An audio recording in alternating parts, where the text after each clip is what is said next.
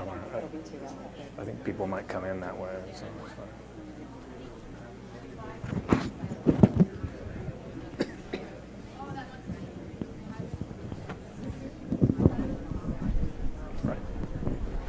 All right, good morning. I'm going to get us started. My name is Terry Scott, and this is Erica McClure, and we're going to be talking about classrooms, but more specifically, we're going to talk about coaching people to use effective practices in classrooms, which is harder than doing it ourselves. So we've been collecting a lot of data in a lot of schools. We go into classrooms and we watch what teachers do, and we pick a kid at random and we watch what that kid does. So we can answer lots of questions about what is the average kid getting from a teacher? What is the average teacher doing? And how do they deliver that to students? And does it vary by student? So when we go in, we code demographics of the teacher and the student we're looking at. After doing this, we've now done about 13,000 observations. We know these things. If the kid we're looking at is a kid that somebody once upon a time during that year said, that kid's kind of a problem, that kid will get less instruction from the teachers we're watching teach that kid. Once a kid has the label, even if it's not official, of problem, teachers tend to avoid them and they get less engaged time. They also tend to get more negative feedback. Second, black males. In our data, which we have published on this, black males will receive more negative interactions from teachers regardless of their behavior. And I'll show you in a second, you don't even need to control for behavior because they're not different. But that's what we see. And it doesn't matter what the gender or ethnicity of the teacher is, you see the same effect. Third, any kid with disabilities will get less instruction and is more likely to be suspended. So, what's going on here? I think we all know this implicit bias thing. If you believe someone's more likely to have a problem, then they are more likely to have a problem. It's a self-fulfilling prophecy. So the way I think about this is, when I was a teacher and I taught in self-contained rooms and in a lockdown setting, my thought was always, you got to keep an eye on these kids so that if they have a problem, you can nip it in the bud. That's what we were always told. Nip it in the bud. So what I'm doing is I'm looking for kids that I think are going to have problems. And this is where my bias comes in. And let's just say for the record, bias is normal. If you're a human, you've got bias. So I'd like to be able to think about what those are, but I also think we need to turn around the way we use those. I always say this when I talk in front of a group of teachers, because right before I talk to them, the principal says, put your phones away. And I always think, if I were to watch any one of you teachers for the whole time I'm talking and just keep my eyes on you, if you even glanced at your phone, I'm going to nail you. I would nail any one of you who's in this room, and that's the same with kids. So if I'm thinking, and it doesn't matter if my bias is valid, let's say I think anybody wearing a blue shirt is going to have problems. That may or may not be valid. It doesn't matter.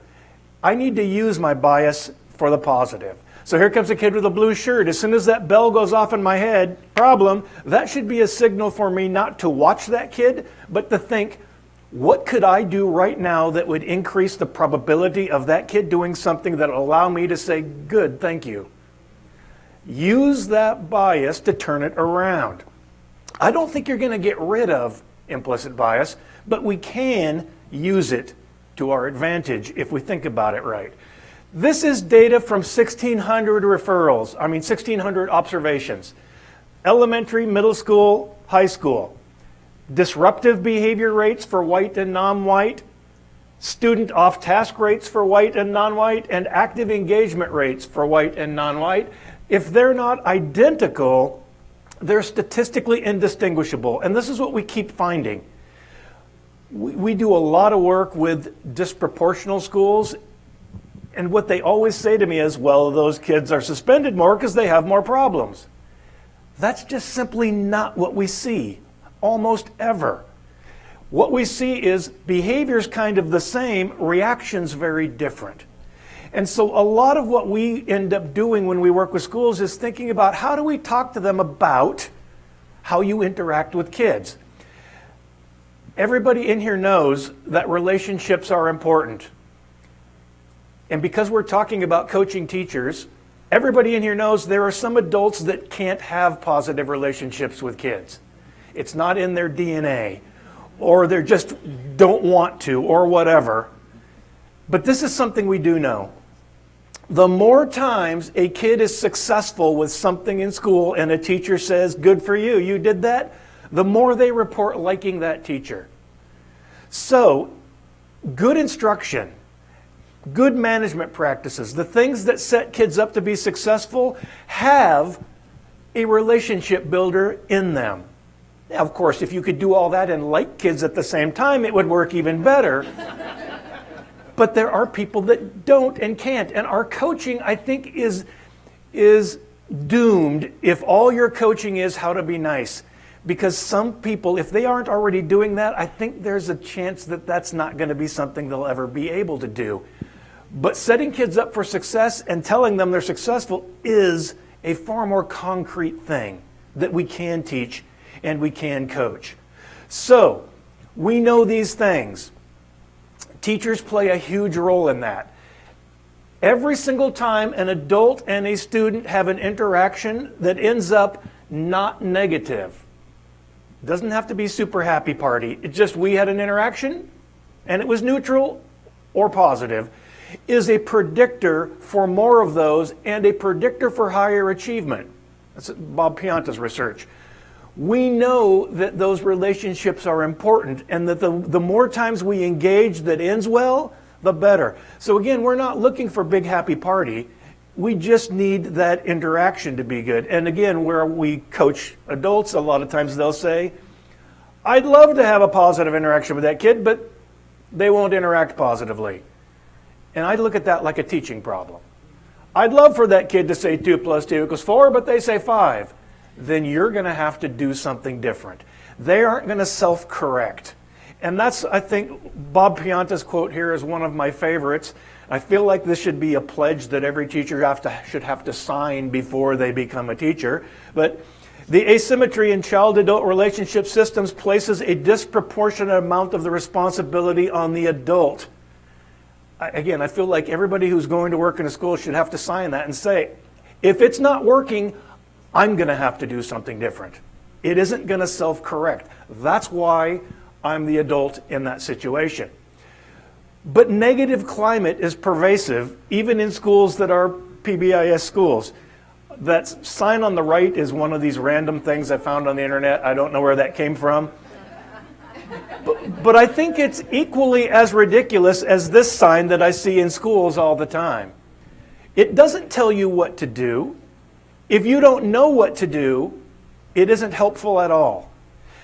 Every kid in your school, be realistic, every kid in your school knows they're not supposed to hit somebody. Why do they do it? It works. What would be a better way? That's what this sign should be about, and that's what we should be teaching.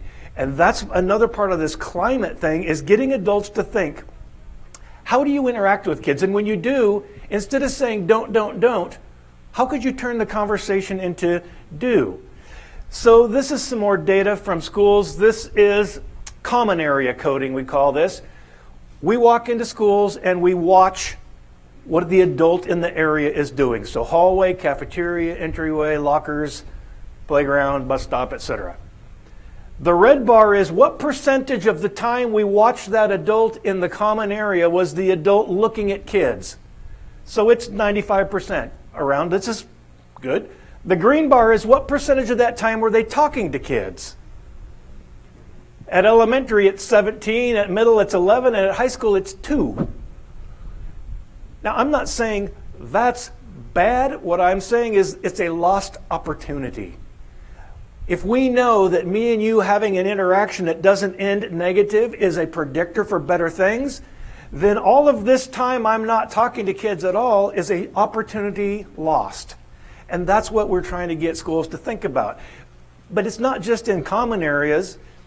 As Eric is going to talk about, We have to think about how adults just interact with kids that they see in their room and do these things. And again, it's not a matter of, I love you all day and big hugs.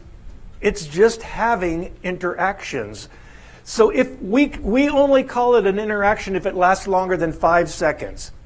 If it lasts less than 5 seconds, it's coded as positive, negative, or neutral. Very few neutral. These are the ratios, positive to negative in common areas. This represents, again, about 1,600 observations. The average elementary school kid, or we'll say teacher, the average elementary school adult says something positive every 5.8 minutes and something negative every 1.8 minutes. It grows until at high school, positive is every 4.3 minutes and negative is every 23 seconds. If you're a kid walking in the hall, being in the locker area, going to the cafeteria at a high school, what's the climate? That's the climate. And that's part of what we're up against. Now, when I give this data back to those high schools especially, this is what they say. Well, those kids never do anything right. I have 2 responses to that. One is, yes, they do. The vast majority were walking quietly. You were looking at the ones that weren't, which you have to do, but there were lots of chances to say, thanks, how's it going, to a lot of those other kids. My second response is, if that's true, then you need to do a lot more than we're talking about. You've got a lot of instruction to do. If nobody in your school ever does the right thing, you need an even bigger intervention. So then when I put it that way, they're like, well, yeah, okay. This is data on just feedback rates in classrooms. This is from a big observation set. So this is 6,700 elementary classrooms that we've looked at. Unique teachers, unique students. These are rates per minute of positive, negative, and what we call correction. Correction needs to say something about reteaching. What would be a better way? Could you show me that? We see 1 correction from an adult in every 13 schools we go to.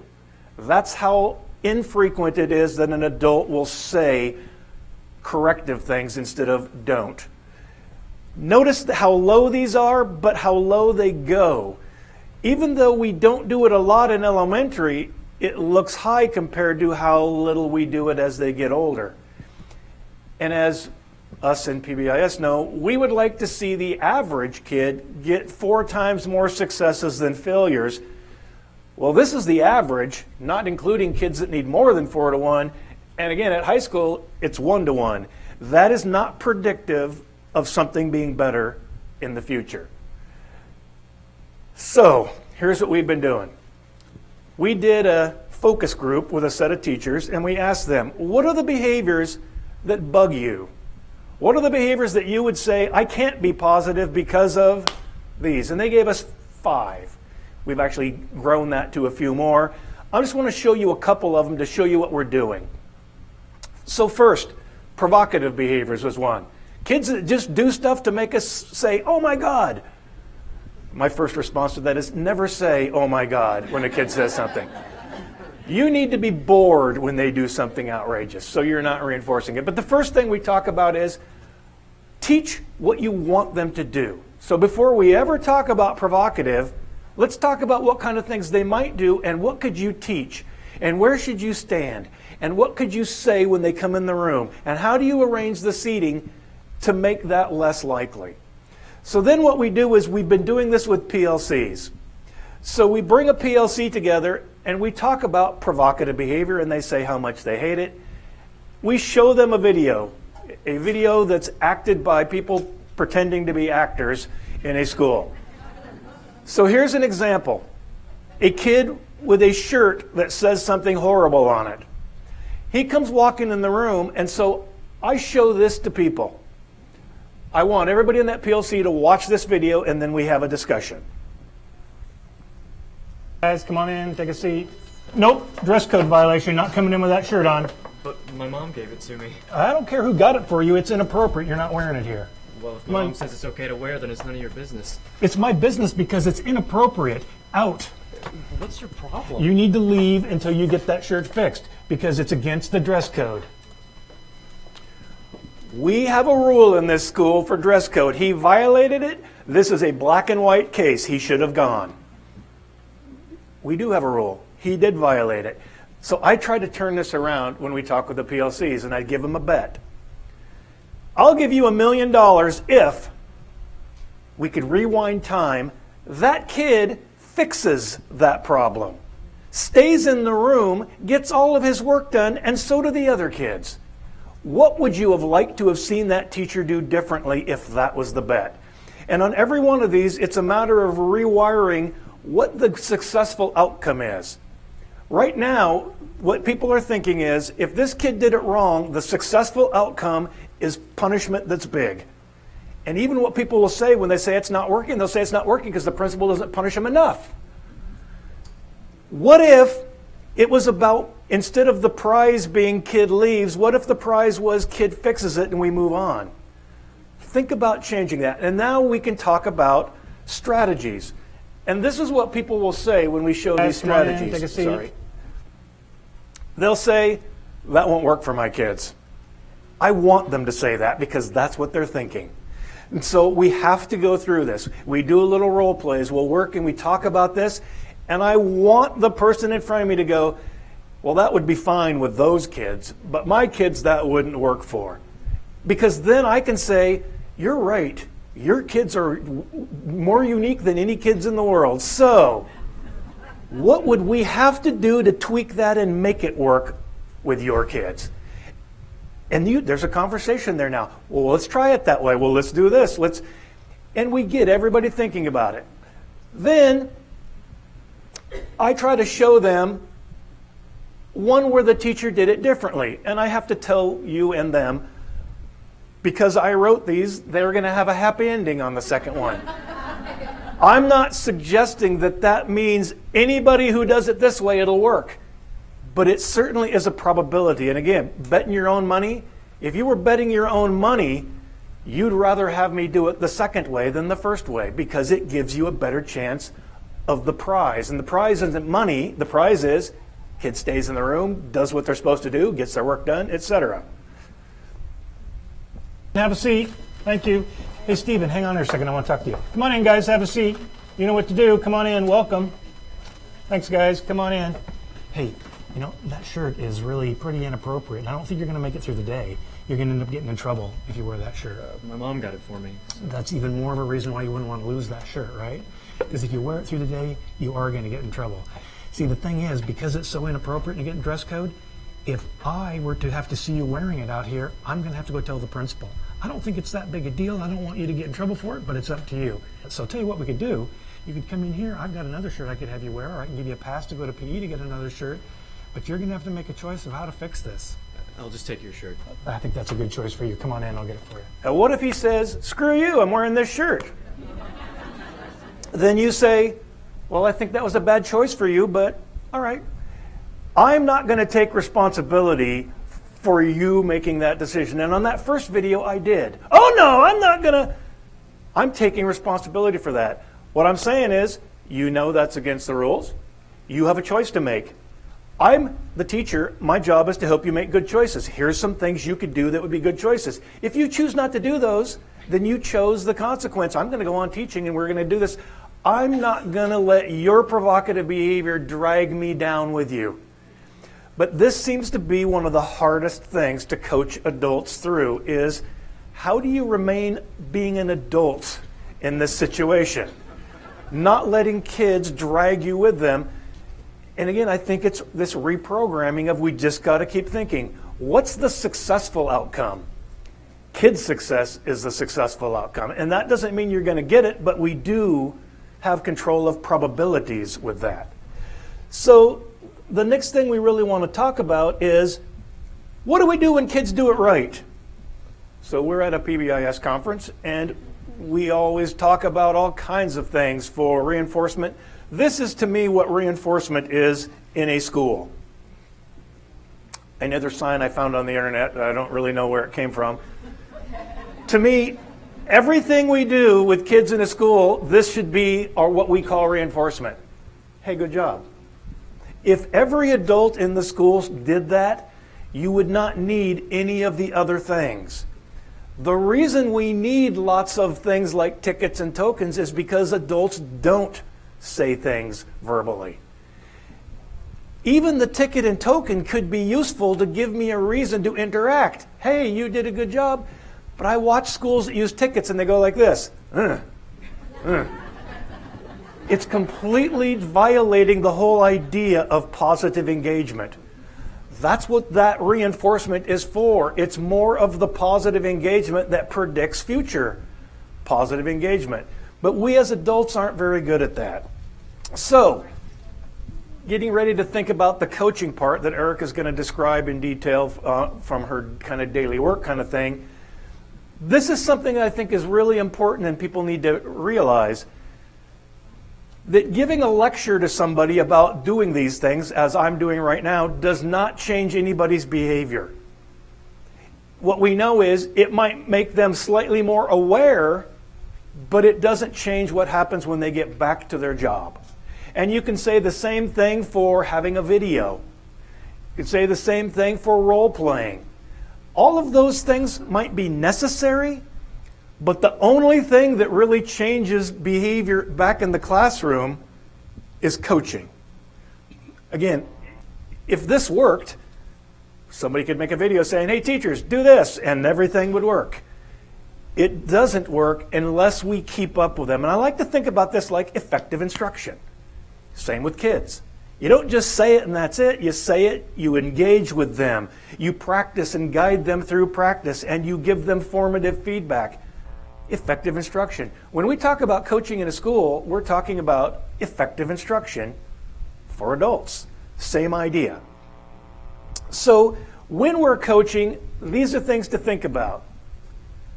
If we don't set people up to do things in a way that works, it burns people out.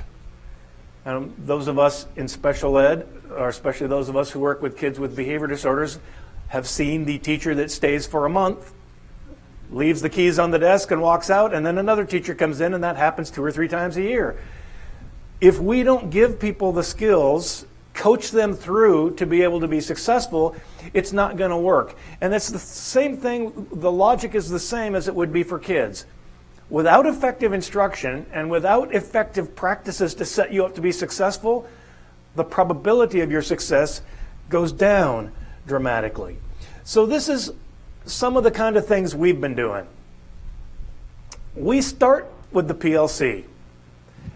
And we train the PLC on whatever skill it might be, how to deal with kids that are non-compliant, how to deal with, they get to decide what they'd like to focus on. Then what we do is we give them, each PLC, an iPad. And we put a little coding system on there, a real simple one. And we say, at the end of the PLC, I want you all to choose a person you're going to have observe you. And so we'll just all switch off. Come observe me tomorrow. You've got some free time, come observe me. And you're going to tell me how often I did whatever thing we're counting. How many positive statements did you make to kids? How many times did you ask the kids to be engaged in a positive way? How many times? What would you like us to focus on? And what we do is, once a month, there's a data point. Now, what I refer to this as is formative feedback, just like we would want to see if we're teaching kids. And then we let the school as a school plot their data. You've got your own data, if you're a teacher, but we're now taking it as a school and looking at big ideas. Where are we as a school in terms of positive and negative feedback? And what we find is that the only time we can really get movement as a school is when we have coaching at the teacher level. Now, the hard part is not everybody in that PLC really knows how to coach. Just getting feedback won't be enough. And that's why we want to think about adults in terms of PBIS. Your adults are going to fill out a triangle like your kids do. Most of them are going to be fine with the stuff we're doing. Some need a little extra tweak, and some need a lot of support. And that's where Erica comes in. Erica is going to talk about what she does, or did, because she's now a full-time doctoral student, but last year She was in the trenches, and so she's going to talk about kind of the daily way she coached under that PBIS model.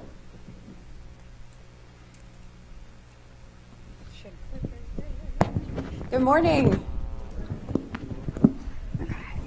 My name's Erica McClure, and I just want to tell you a little bit about myself and my experience in education so you can know a little bit more about me. I don't have the name that Dr. Scott has in this field, so probably need a little bit more introduction of me. And I also want to tell you a little bit of why I do the work that I do before I dive in to this particular work that I did with a specific school. So I've spent 12 years in special education. The first 6 years of my career, I was in a self-contained classroom in an alternative high school. After I left that alternative high school, I went to a middle school resource classroom, spent some time there before transitioning briefly to a high school, and then I moved into a district-wide behavior consultant position. I was the only behavior consultant in an entire district. After that, I left and became an academic instructional coach in a school identified as failing by the state for test scores. I'm now a full-time doc student, so I either hate myself or I'm a glutton for punishment. But there's a reason I do this kind of work, and it's because I'm very, very passionate about creating positive experiences for students. Students legally have to go to school. We make them because we know it's something that they need in order to be successful throughout their life, right? And so a lot of students every day go to school and hate it. They dread it. And so for me, I thought no student should be forced to do something that they hate or dread if we can prevent it, if we can do something to create this positive environment for students. So that's a lot of the reason why I do what I do. And I can tell you guys a particular story that kind of, for me, encapsulates why I'm passionate about this work. So while I was a behavior consultant, a lot of times I would get phone calls from schools, kids in crisis, lots of aggression, right? Lots of negative, disruptive behaviors. One particular school I was called in because there was a kindergarten teacher who was 8 months pregnant. She was about to burst. I felt really bad for her while I was there working with all these kindergartners. And there was one in particular in her class that they said they were becoming increasingly concerned because of his possible physical aggression. So I come in prepared to see what I've seen in lots of environments. I come in and see a student using a work system they had established for him and using it correctly. And I point this out to the teacher almost right away, and she dismisses it. Oh, just wait, that's nothing. No. So the students are now supposed to go to their seats, sit down, and start drawing a picture of their family pet. So this is kindergarten. So you can imagine as she's asking for examples, it goes from cats and dogs to lions and tigers, and my favorite animal is a giraffe, right? We're beyond pets now. So this student sitting at his desk, trying to do his work, pencil in hand, notebook open, starts drawing a picture of a lion. And the teacher coming by, checking in all the students, what do you think she says to him? Gosh, you guys are with me. You're ahead of the story. Exactly. She's like, what are you drawing? That's not a pet. And he's like, my favorite animal is lion. It's not what you're supposed to be drawing. So then, a short while later, all the students are being called to the rug in pairs or in groups of 3, I think. And they're going to share their drawings with the other students. Sorry, this is heartbreaking. I watched this kid get up with his notebook, stand up, and looking at the teacher push in his chair. She doesn't notice. He goes over to the rug, sits down. In his group, looks up at the teacher. She doesn't notice. He's opening his notebook. He's flipping through, trying to find the picture of the lion so we can share it with his peers. Oh, she finally notices him. She comes over. She leans down and says, what are you doing? Why aren't you sharing with your peers? And he tells her he's trying to find his picture. She takes the notebook out of his hand and starts ripping pages out of it. You guys, I am not making this up. She's ripping pages out of it. She finds the picture of the lion, rips it out, drops it in his lap, and tells him to share with his peers. She's the whole time telling him, your notebook's wrong, you put this in the wrong order, it was supposed to be the next page, and she starts stapling it. This kid is sitting there staring at the piece of paper in his lap, completely defeated. And then, sorry, I wish the story ended there. I mean, I want a positive ending for this story. She turns to him and says, why aren't you sharing? You two go share. Obviously, he's not going to share. He's just going to have to sit here by himself. Before I left that day, that student was in tears. And I drove back to central office. I found my boss, and I just let it out. I vented at him. And I went back and I found the principal, and I spoke with the principal. But that is a lot of the reason why I do the work that I do. Because when I go in and see things like that, as much empathy as I want to have for this poor 8-month pregnant teacher who's dealing with kindergartners all day, who I'm sure has had several interactions with this student that were positive and several that were negative. Seeing those interactions that one day, that was something I had to work to prevent. So that's what I did. And a lot of my work was going into these situations and trying to ensure that as much as I possibly could, I could give teachers the tools to create these positive environments for these students. I don't have a positive ending to that story with that particular teacher, but I do have others that I could share. So I was a district-wide behavior consultant in a suburban district with 23 schools.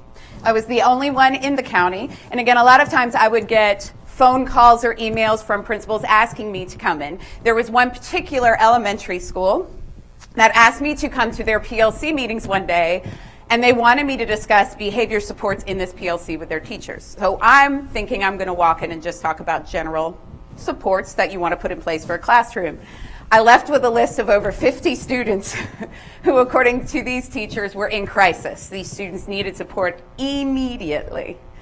And at one point during the meeting, one of them paused and I said, "You can keep going." And she said, "Whoa, wait, we can give you more? We were told we could only bring 3 students each." And she kept going. So to me, at this moment, I am thinking, what's going on when over 10% of the population of this school is in crisis to the point that they need me immediately? I'm thinking, these aren't kids in crisis, this is a school in crisis, right? They need me, but it's not so much the kids, it's more the school itself, right? So at this point, I had a lot of teacher anecdotal information, which is useful and valuable, but I needed to go get more. So one of the first things that I did, and one of the first things I want to show you guys, even though I did have some awareness of the county and the school because I had been working there for a while, I did look at the school demographics. It is a suburban school. It has a mostly white population. But if you look at socioeconomic, almost 3/4 of the school has free or reduced lunch. And as Dr. Scott mentioned earlier, this led to a certain amount of bias when it came to the teachers. To be honest, when the students walked through the door, if they presented in a certain way or said certain things, talked about certain things, the teachers automatically expected certain behaviors from those students. So a lot of the conversations might be like, well, this kid, blank. Their parents, blank. There's a lot of time spent admiring the problem rather than coming up with solutions. So this led to a lot of bias present in this school, which unfortunately we had to work to combat. So I did not just want to have that teacher anecdotal information. Even though it's helpful, I needed a lot more. I'm very holistic when it comes to data collection. So I immediately went back to central office and I spoke with our Safe Schools coordinator for the district. She oversees implementation of PBIS in the district, and she was sort of the gatekeeper of all of the PBIS walkthrough information. That data was very useful to me, so I wanted to get that from her. I also talked with Susan Robertson. She works out of the University of Louisville with ABRI, which is Academic and Behavioral Response to Intervention. She was the school liaison.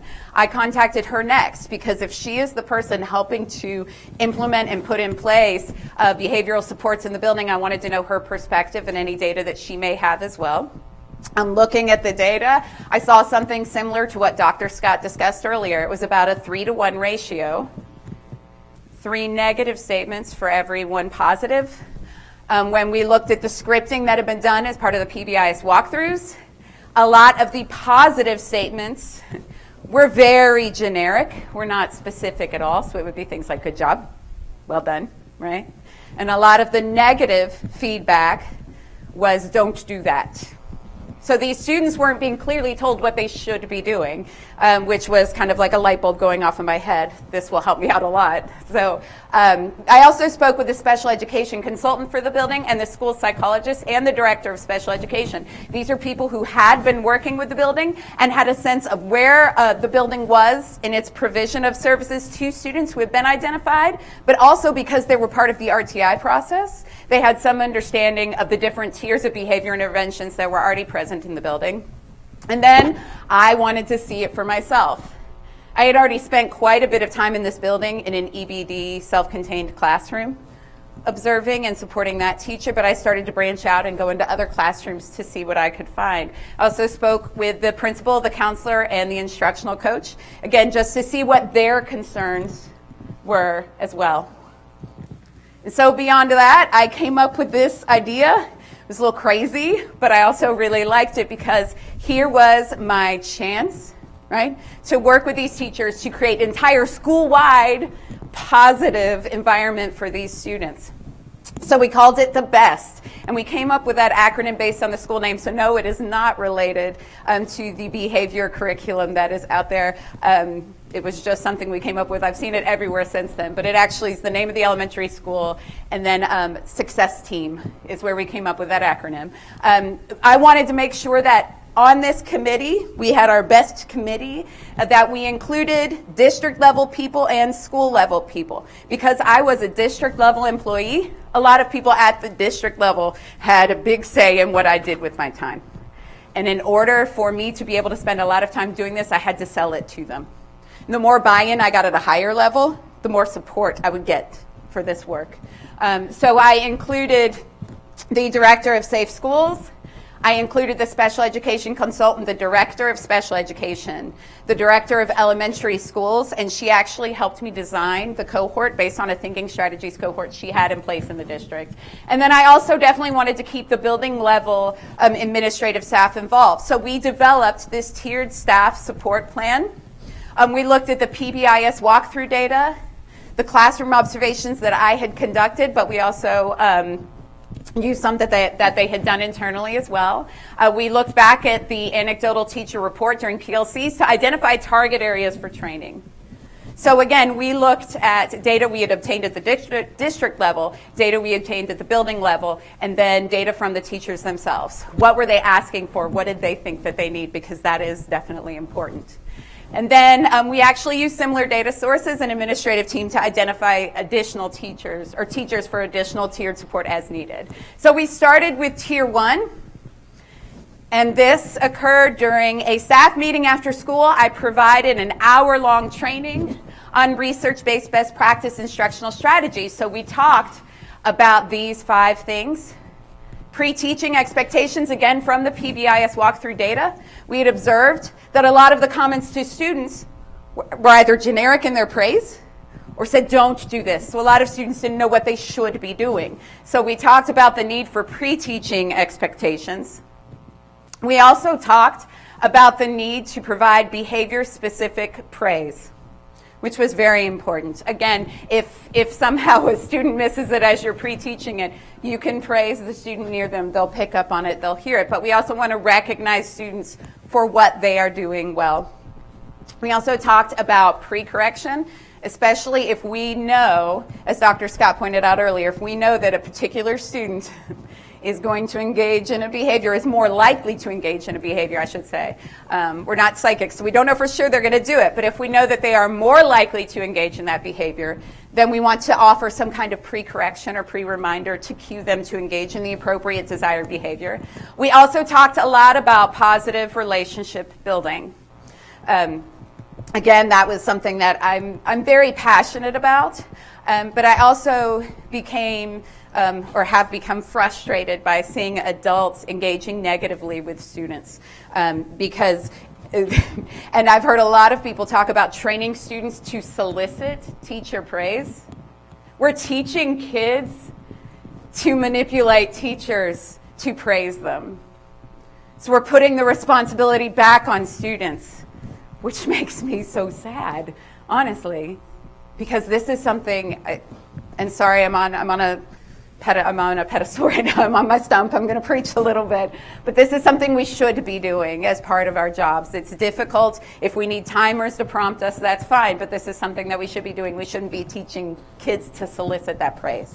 That is my personal opinion. So we did talk about that, about finding as many opportunities as possible to build those positive relationships, from greeting at the door to embedding it in things like behavior-specific praise. I told them about how I would, especially when I taught in those self-contained rooms, I had students who would be coming in for my math class and they would hate math, and I knew this, and I knew that shortly into the class these might be the students that I would have to try and get re-engaged, right? And that's where that struggle would begin. I was going to provide them with a trigger shortly into that lesson. So I would try and build them up on their way in the room by greeting them at the door, by talking to them, by relating to them. So I took every opportunity that I could to establish those positive relationships so that they would respond well to me when I was presenting them with something they hated. So we talked a lot about that. And we also talked about opportunities to respond, which we all know is best practice, keeps kids engaged. We did not see a lot of that. Even at the elementary school classroom, you had some teachers that were rocking it and other teachers that were not. And then we also talked about the inclusion of these antecedent strategies and others in their regular daily classroom plans. So then we moved on to tier 2, identification.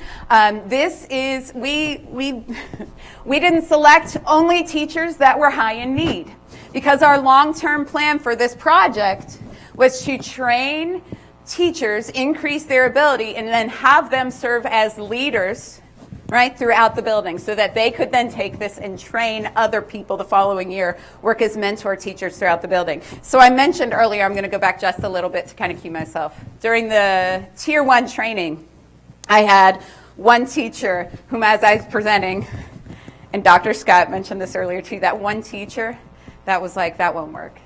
That's not going to work on my kids. So I talk about it a little bit more. And then at another point in the presentation, she stops and she starts preaching a little bit herself. The kids that we have here, the kids at our school, you don't know. And as she's talking, I see a couple people around her just nodding her head. And I put a pin in her. I'm like, okay, you're one of mine. And it's so funny. You would think I would be like, oh, no, not her. She's not open to doing this. Why would I pick her? Yes. Wait, say that again, but say it a little louder. That was exactly it. She leads the way. If this is the person that people listen to and nod, can you imagine if I could get her on my side? Right? And she can go back and preach, and she can preach to a choir, and then this spreads throughout the building. Oh, I wanted her. Like, even if she was going to be resistant, I was going to get her, and she was going to be on our team. And when I took her to the principal, it was so funny, because at first, I think there was like this split second of her going, what? But then she knew exactly what I was thinking and why. The other nice thing about her is she was also our union rep for the building. Right? I'm glad you guys responded that way, because that was the other thing that I was thinking. She was our union rep. And if I could again get her in this program and on board and committed, so yeah, that was a big undertaking, but I took it. we got her on. So when we identified our teachers, when we were sitting down to identify them, we were looking at these 3 areas. And again, someone didn't have to fit the criteria in all 3 areas. They might fit one set of criteria more than another. Right?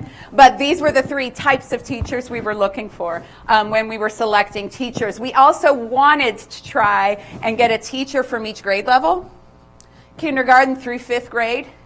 We also wanted 3 special education teachers and 1 teacher from related arts. Now, we did understand that if we couldn't find teachers that fit this criteria well from each grade level, we would have to compromise, but that was our goal. And we were actually able to do it. We had kindergarten, 1st, 2nd, 3rd, 4th, 5th. We had the music teacher and 3 special education teachers as part of our cohort. And we wanted to try and find PLC leads, team department chairs, vocal staff members, and our union representative. That was my 5th grade teacher that I brought in. And also an SBDM member, because again, these are your leaders throughout the building. If they are buying into what you are selling, then they are going to go sell it for you throughout the building, right?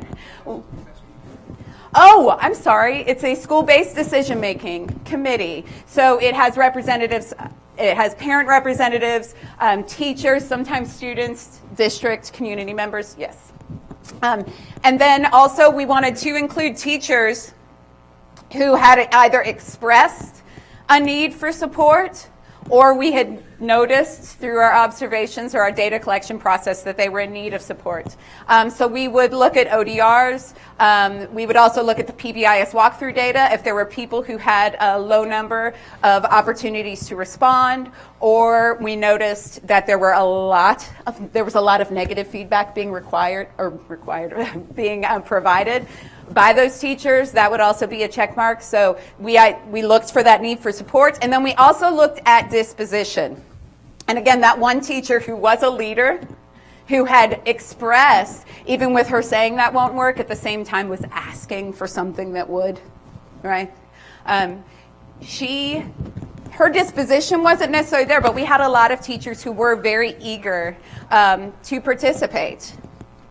And so we also did look at how people responded to the training, what they had said in those PLC meetings, and if they were, again, asking to be a part of this cohort. So then what we had to do, people were voluntold. So we had to sell this to them. We selected these teachers for a reason, but when the principal sent out the email, she sent me the rough draft first, and the very first word in that email, can you guess what it was? Congratulations! You've been invited to join this amazing cohort. I told her to highlight this as a selling point.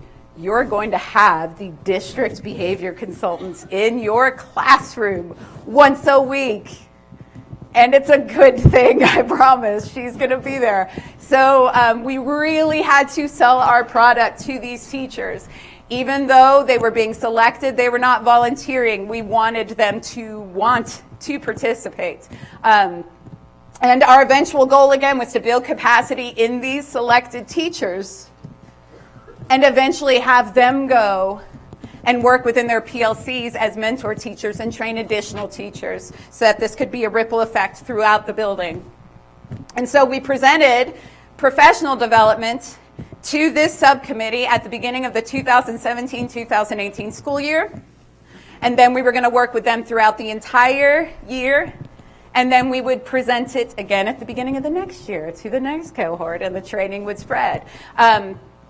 Now, I sometimes, just because of that position, I sometimes would work in a vacuum or in a bubble doing my own job. For this, though, this was a huge undertaking. So I really need to include other people. So I had the special education consultant. I've mentioned a lot of these people already, but the school psychologist, our Safe Schools coordinator, the principal instructional coach, our school liaison for PBIS, the director of elementary schools and the director of special education were all involved in this planning process. I also actually reached out to an educational cooperative in the state of Kentucky. They work with several districts. They sort of work with these lumps of districts. And I reached out to the behavior consultant in the educational cooperative. He was the one that clued me into selling our product. He gave me a couple of suggestions for how we could have teachers self-monitor. So those were people that were involved in supporting this work. So then one of the things that we asked teachers to do almost immediately was to embed their expectations into their instruction. When we met before the school year even began, we gave them a training that shared with them the PBIS walkthrough data so they could see where we were starting. And then we talked about where they should go from there. So we went a little bit further into best practices. We talked about how you really do not want any more than 5 classroom expectations. 2 to 5 is really all you need. We talked about the need for instruction in those classroom expectations. And then we outlined a schedule for them. We would meet as a cohort every month. And every month that we met, we would discuss how things were going. We would talk about, sort of in general terms, as a group, the observations that had been conducted for that previous month. And then we would really dive into one of the research-based best practice teaching strategies that we wanted them to implement. And then that next month, when we were doing weekly classroom observations, we would come in and look for that in practice. Now, if the entire rest of the time that I was not in their classroom, they would forget to engage in that, but then I would come in and suddenly they would, that's okay, because it was happening. Sometimes if I have to be that cue or that reminder for them to suddenly engage in that practice, that was okay. But this was the work that we did with them before the school year started. On top of weekly observations and meeting as a team monthly for training and check-ins, I also scheduled time to meet with each teacher individually once a month.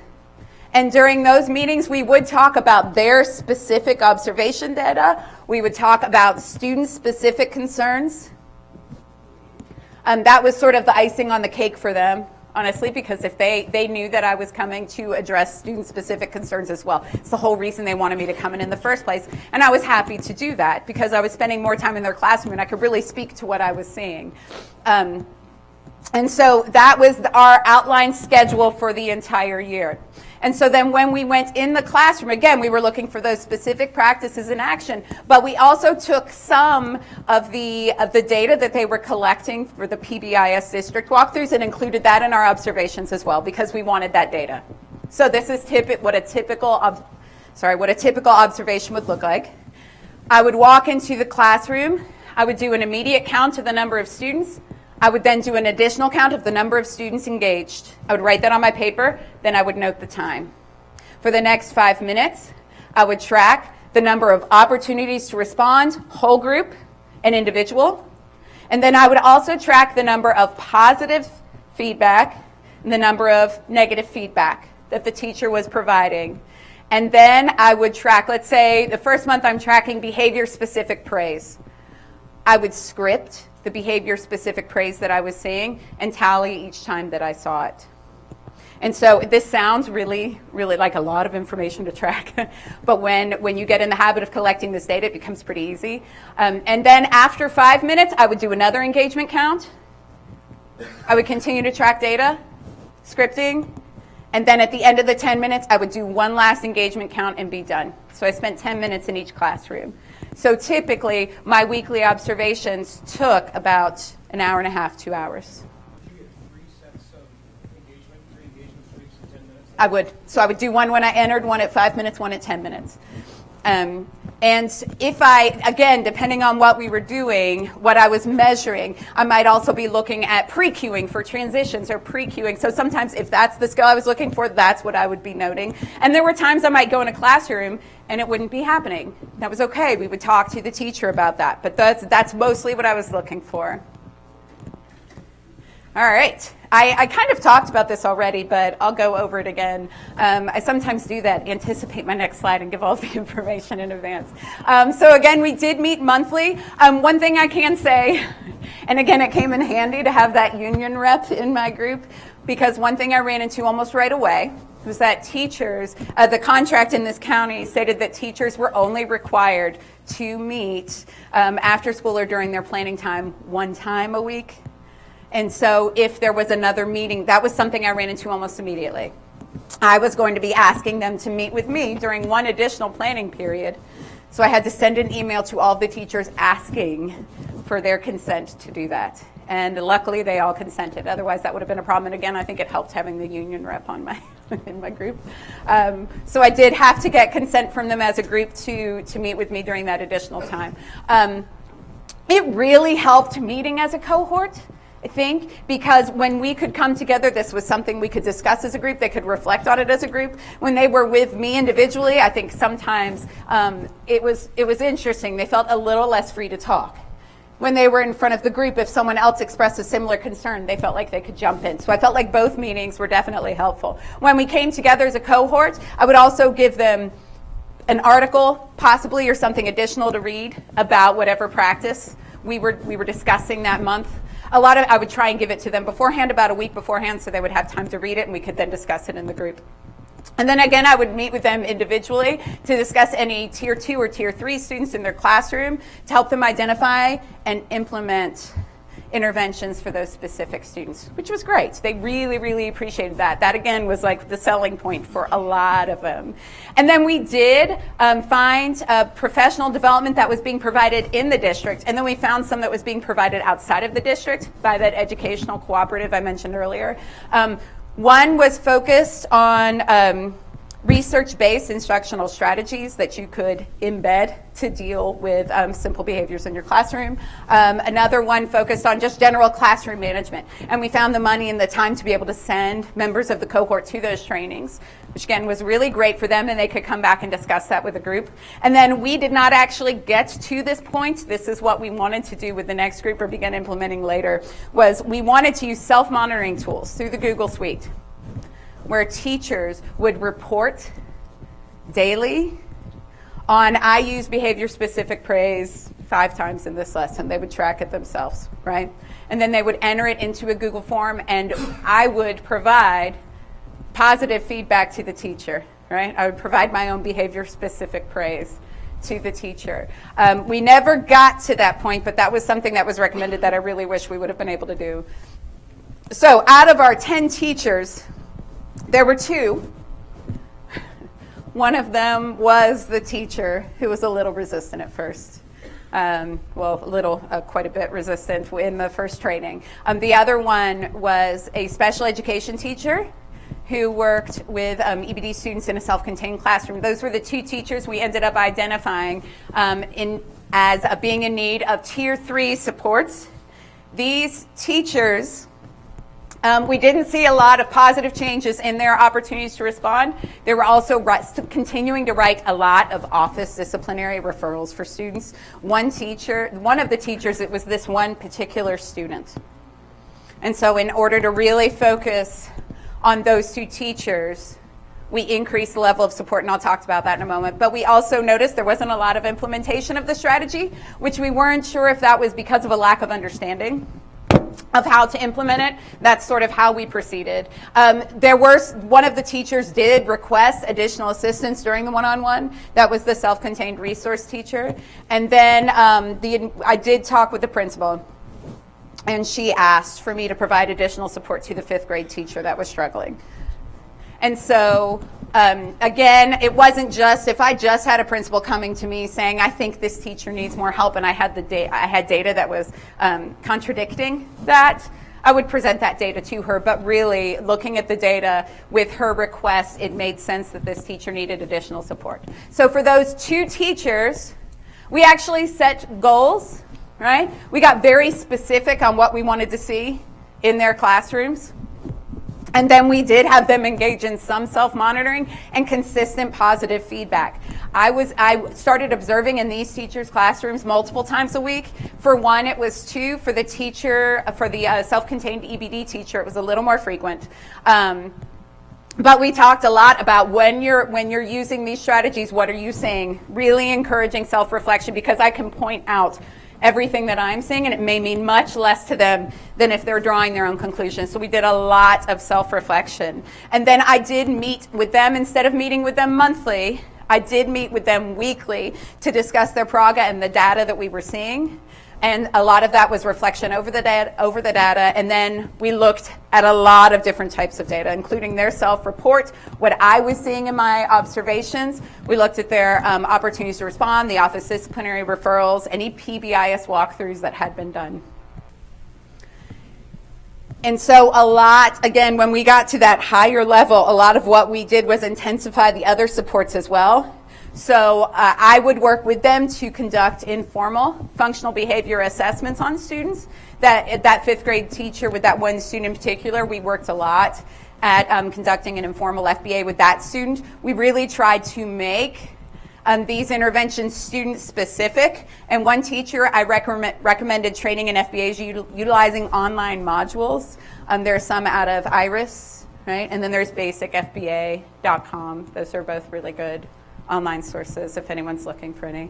And then again, we increased the frequency in observations and feedback. And one thing that I did do for the self-contained EBD teacher, I spent time in her classroom modeling specific strategies, which helped her out quite a bit.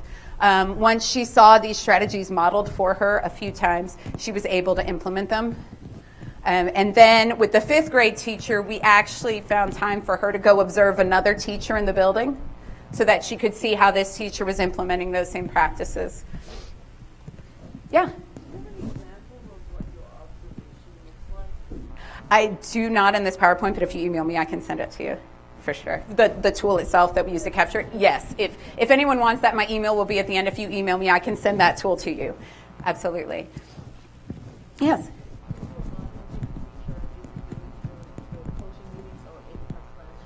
Oh, that is such a good question. I didn't clarify that at all. I modeled in her classroom. So I came in separate from our meeting. So when we were in a meeting, we might identify an intervention or a strategy, and then I would go in and observe her doing it, and if it did not go well, then I would offer to model, and I would come in and model it for her, and then we would meet and she would discuss what she saw, and then I would come in and observe her doing it again. So these were essential features for this plan.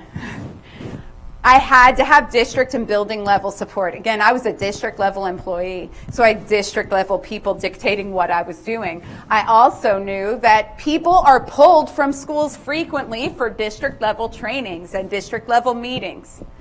And I had to have district level people behind me so that I could go to them and say, you can't have these people. I'm so sorry. I need them for my meeting. And this is why. So that's, again, why from almost the very beginning, I went to these people at the district level to get their support for the project and to get their buy-in and input. I also definitely needed building level support. And again, one of the first people I went to in the building, I went to the principal and I went to the school counselor. Because if they were not supportive of this project, then the same thing may happen. Oh, I'm going to need these people for a meeting. We're going to cancel that meeting today. Everybody wants fall break. We're going to go to fall break early. And then the other thing that I needed, and I had to assess this, through the training and through my conversations with staff in the building, there had to be a desire and readiness for change. If the building did not want to change, then I was going to be running headfirst into a brick wall, which does not sound like fun, right? I don't want to keep meeting walls of resistance. If people were willing to change and willing to do the work required to cause and effect change, then I was ready to be there for them, and they were. I also needed to identify the target areas. If I walked in blind without looking at data first, I would be prescripting what I thought this school needed. And again, I'm going to get up on my stump for just a little bit. Too many times, people go into communities or schools in need and say, here, I've got what you need for you. Here you go. And the people in the building may want support, may want change, but you may not be giving them what they need, right?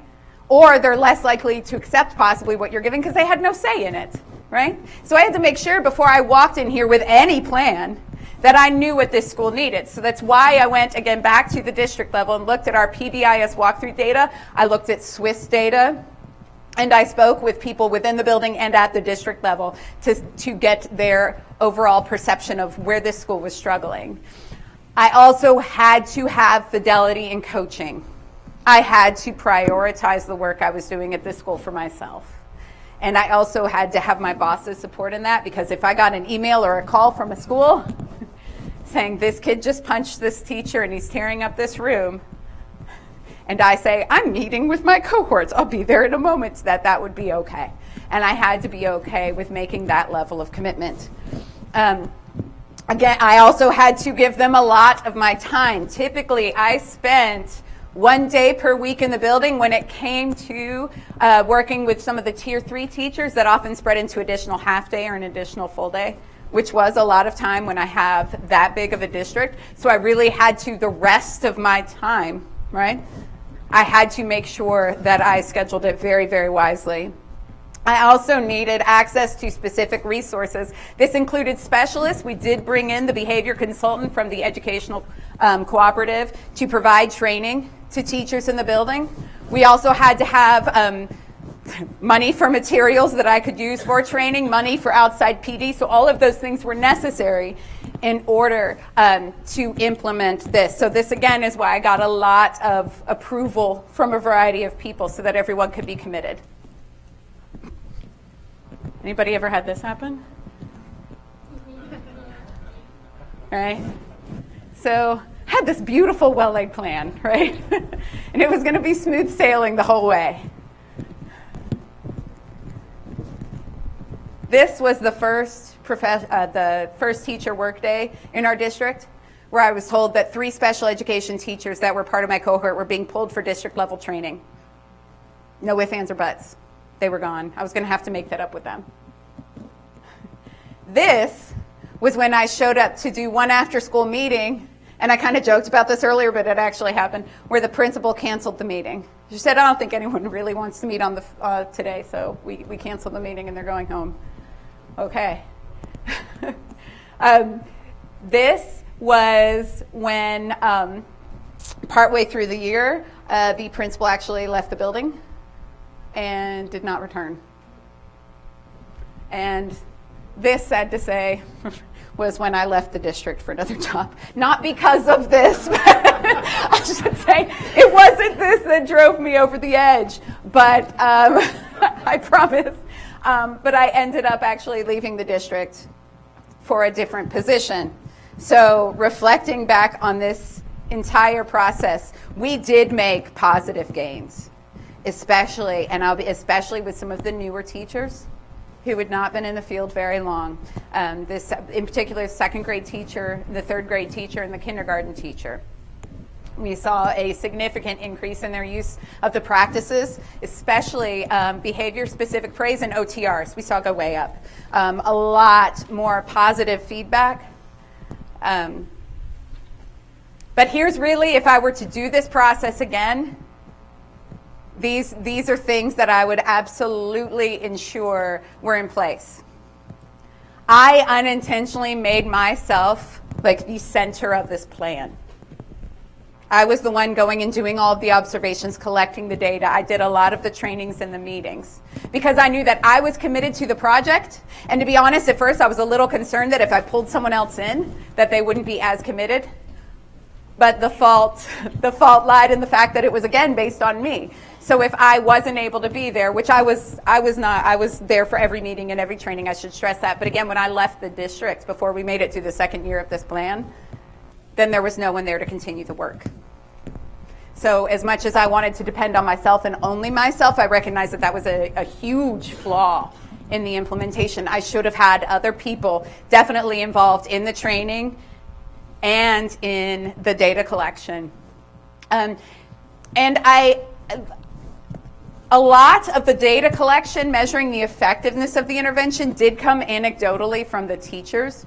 If we would have continued in this project, we would have done some videotaping and some more objective data collection that way. So we had more evidence because a lot of it, again, came from the teachers saying, I really like this. I'm seeing the benefits of this. But I would want it to be more substantial than that, more objective. I also, again, the structure was not consistent because other people throughout the district did not prioritize this as much as we did within the building. And I thought by going and seeking that permission and support initially would help with that, but it didn't. So what I would do if I were doing this again is I would get our schedule on paper to those people at the district level. I had it at the building level, but not at the district level. And I would say, these are the times I'm going to need this people, and I need promises from you that I will get them during those times. That was one thing I did not do. And so because of that, I did not ensure prioritization across the board. So I ended up losing out on time that I could have had with those teachers. But again, overall, I did see quite a bit of effectiveness with those staff that were able to commit fully before the end of the school year. These are just some things that I would change if I were to do it again. So does anyone have any questions? Oh, no, you're telling me I have 5 minutes.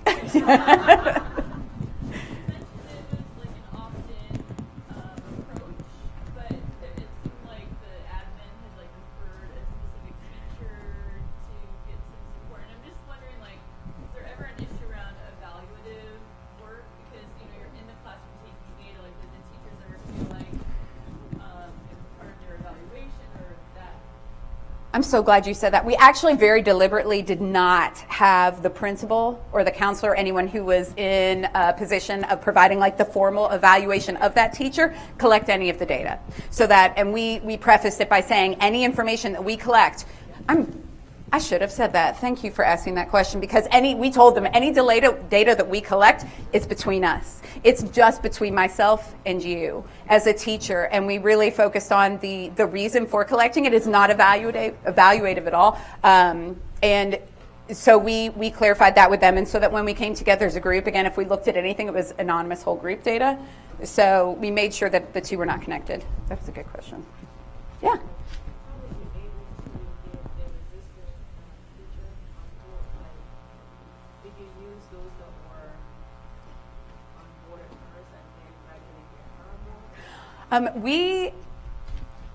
when we sent out the initial email of like, congratulations, you're selected, I then went and sought her out personally and had an individual one-on-one conversation with her where I recognized the fact that during the initial training, she had asked for help.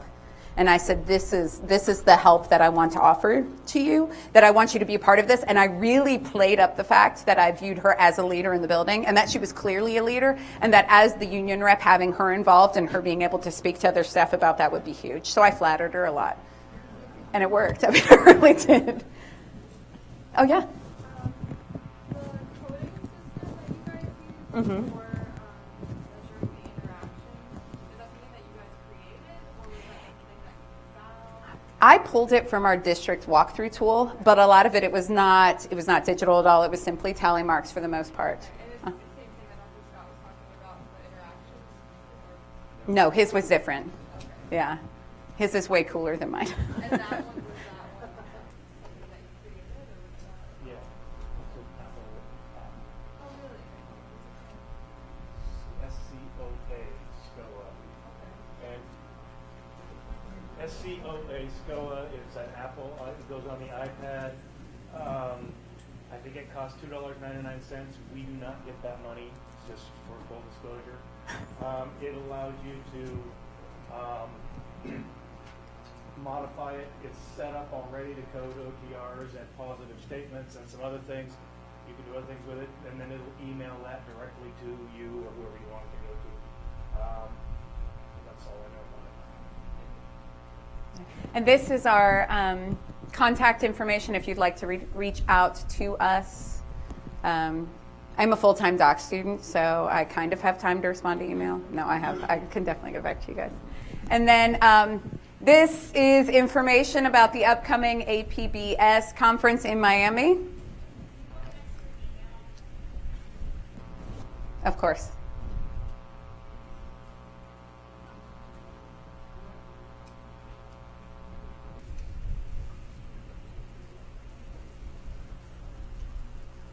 And then the last slide is just our evaluation for our session.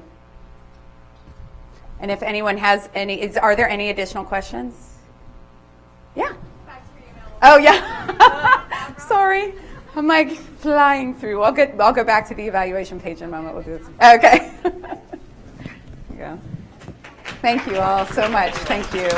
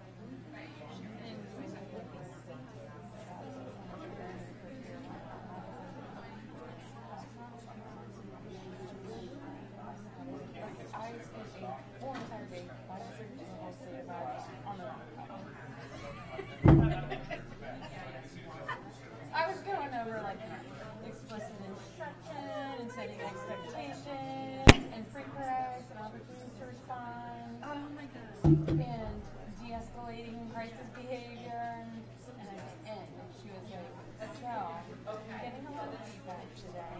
Thought I'd share it with you. You didn't talk anything about what. Claim ownership to that? No, she just really cited my thought because I didn't talk about social emotional learning, and I was like, I didn't like that.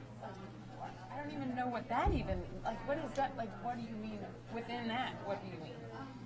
What was I supposed to talk about? I guess she was thinking castle stuff. And I got up there and did classroom management for 6 hours. Oh my god. I love you. Always have the best stories. I screw up all the time. Yesterday I did it twice. The one that I went to. So yesterday, my project coordinator, we had to present, we had an exemplar, and she charged me bringing the exemplar. I did not know him. But it was like somebody at a school she coached. And all I knew is his name was Justin. So she said, okay, let's meet. I went to the keynote. She said, we'll meet Amy and Justin. Starbucks at 9 o'clock or whatever. I'm like, okay. So I get to Starbucks, and there's Deanna. She's like sitting here, and then there across from her is this woman. So I walk up, and I'm like, hey, Justin. And I give him a big old hug. And Deanna's sitting there. She knows me well. And she goes,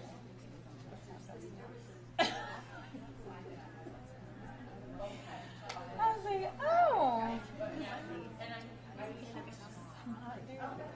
Yeah, he was. I was hungry. Yeah.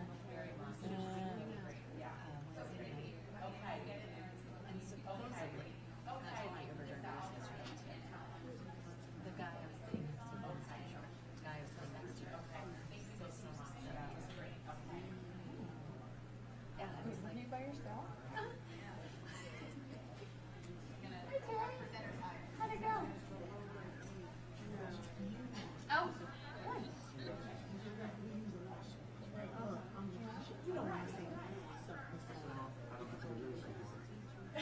You got a replacement? Way to go. You could just show a picture of Terry and be like, and I'm on. You're off the hook. We can do the whole, we used to do that, used to have like the face and then the mouth.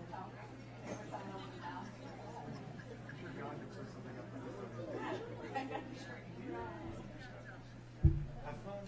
Okay. See you soon. At the next one. You can be a tippy. No, I don't go to that one anymore. It's just not worth being away from the babies for 2 people sitting in the audience. That's why I don't present. Just do it right here and talk. Well, I have little children. My husband wouldn't appreciate that. Yeah. Well, Yeah. my wife goes with me, so. Well, that's nice. Yeah. I'm the mom. I take care of the kids unless it's required. You know.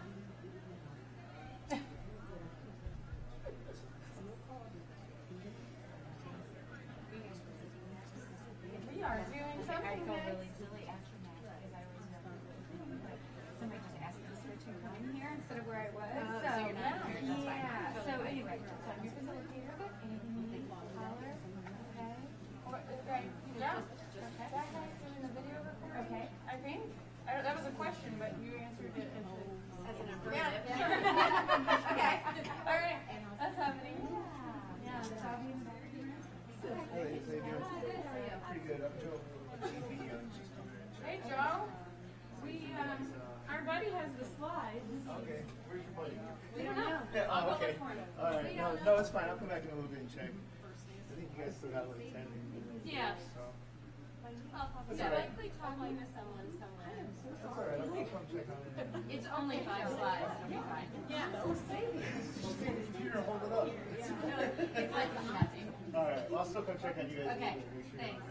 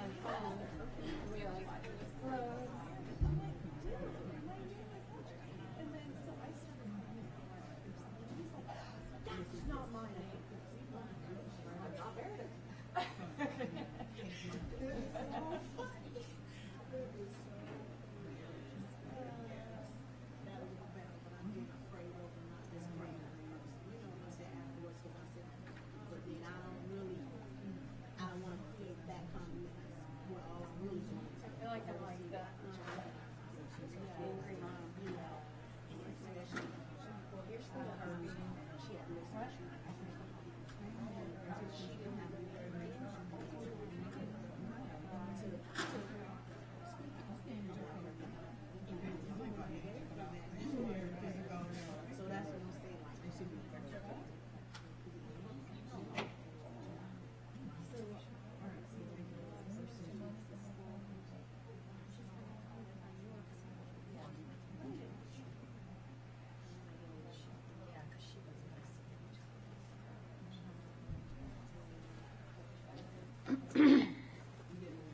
I guarantee you he's talking to someone. Yeah, probably.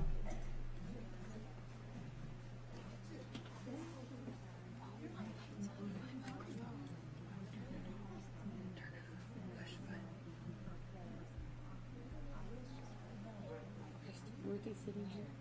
Right sitting there. He's probably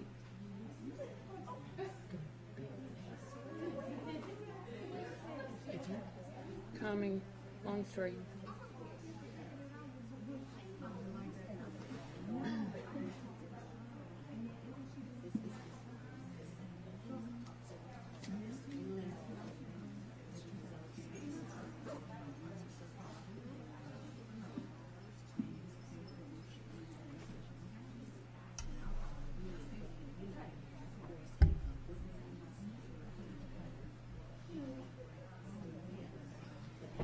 It says push, but it doesn't do anything.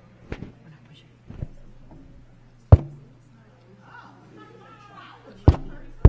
Oh, so it's mine. Huh.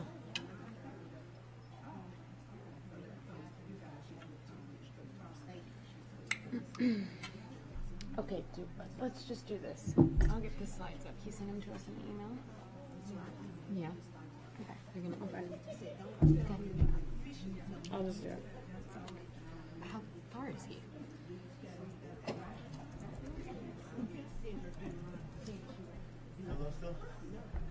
Says he's on his way. We're figuring it out. We're gonna get it.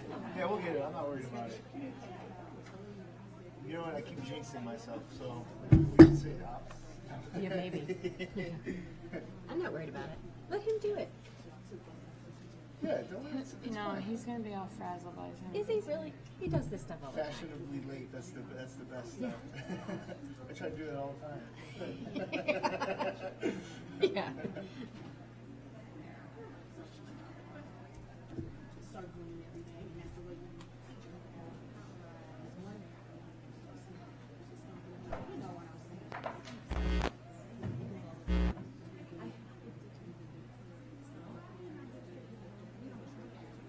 Did you find it?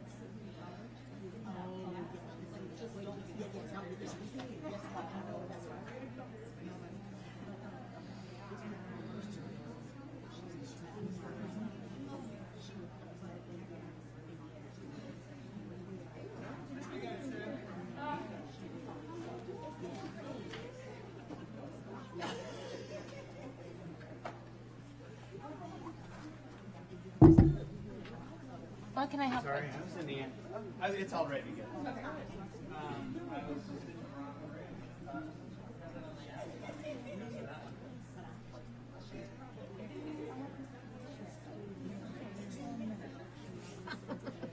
There's Owen. Okay, so we determined. Hello. Hi. Don't sit on the end. No. Sit over here. How you doing? Good. I love it. Oh, thank you. She's good. Yeah. No, seriously, don't sit on the end. Okay.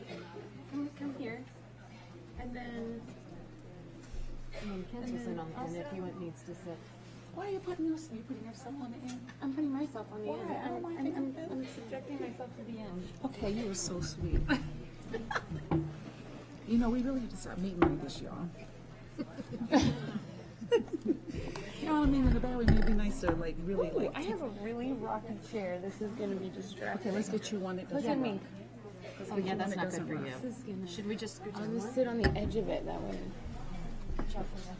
No, Kent's gonna have to run. Kent likes to rock. Is that good? Yeah. You better put my phone up. You guys are What do you good. got your computer for? Because I'm Oh, is that? I have a presentation. Oh, shoot. No, it's notes. It's notes on a presentation. Oh, you guys are so good you don't need it. Uh-oh. Okay. Excited because I thought Irene was in the one that I was sitting in afterwards, and I went over. Yeah. It was Rich's session, so I went over, and then I was like waiting for everybody in the front to go out, and I'm standing in front, and then other people are standing in front to plug in. And I'm like, Oh no. right. Going now. Right. Good to go? Yeah. Sure. Excellent. So everybody's gonna do Are we good? 1 minute. You are all great. We're just gonna do like a 2-minute intro to yourselves, and then open it up. Okay. Okay. Sounds good. 2 minutes. Do you need 2 minutes? No, I need 30 seconds. Why don't we do that? What are we all gonna do so we can be on the same page? We're just gonna say. Name, university, state you live in, or yeah. Okay. I mean, that's not 2 minutes, right? No. That's what I wondered. That'll be 2 minutes.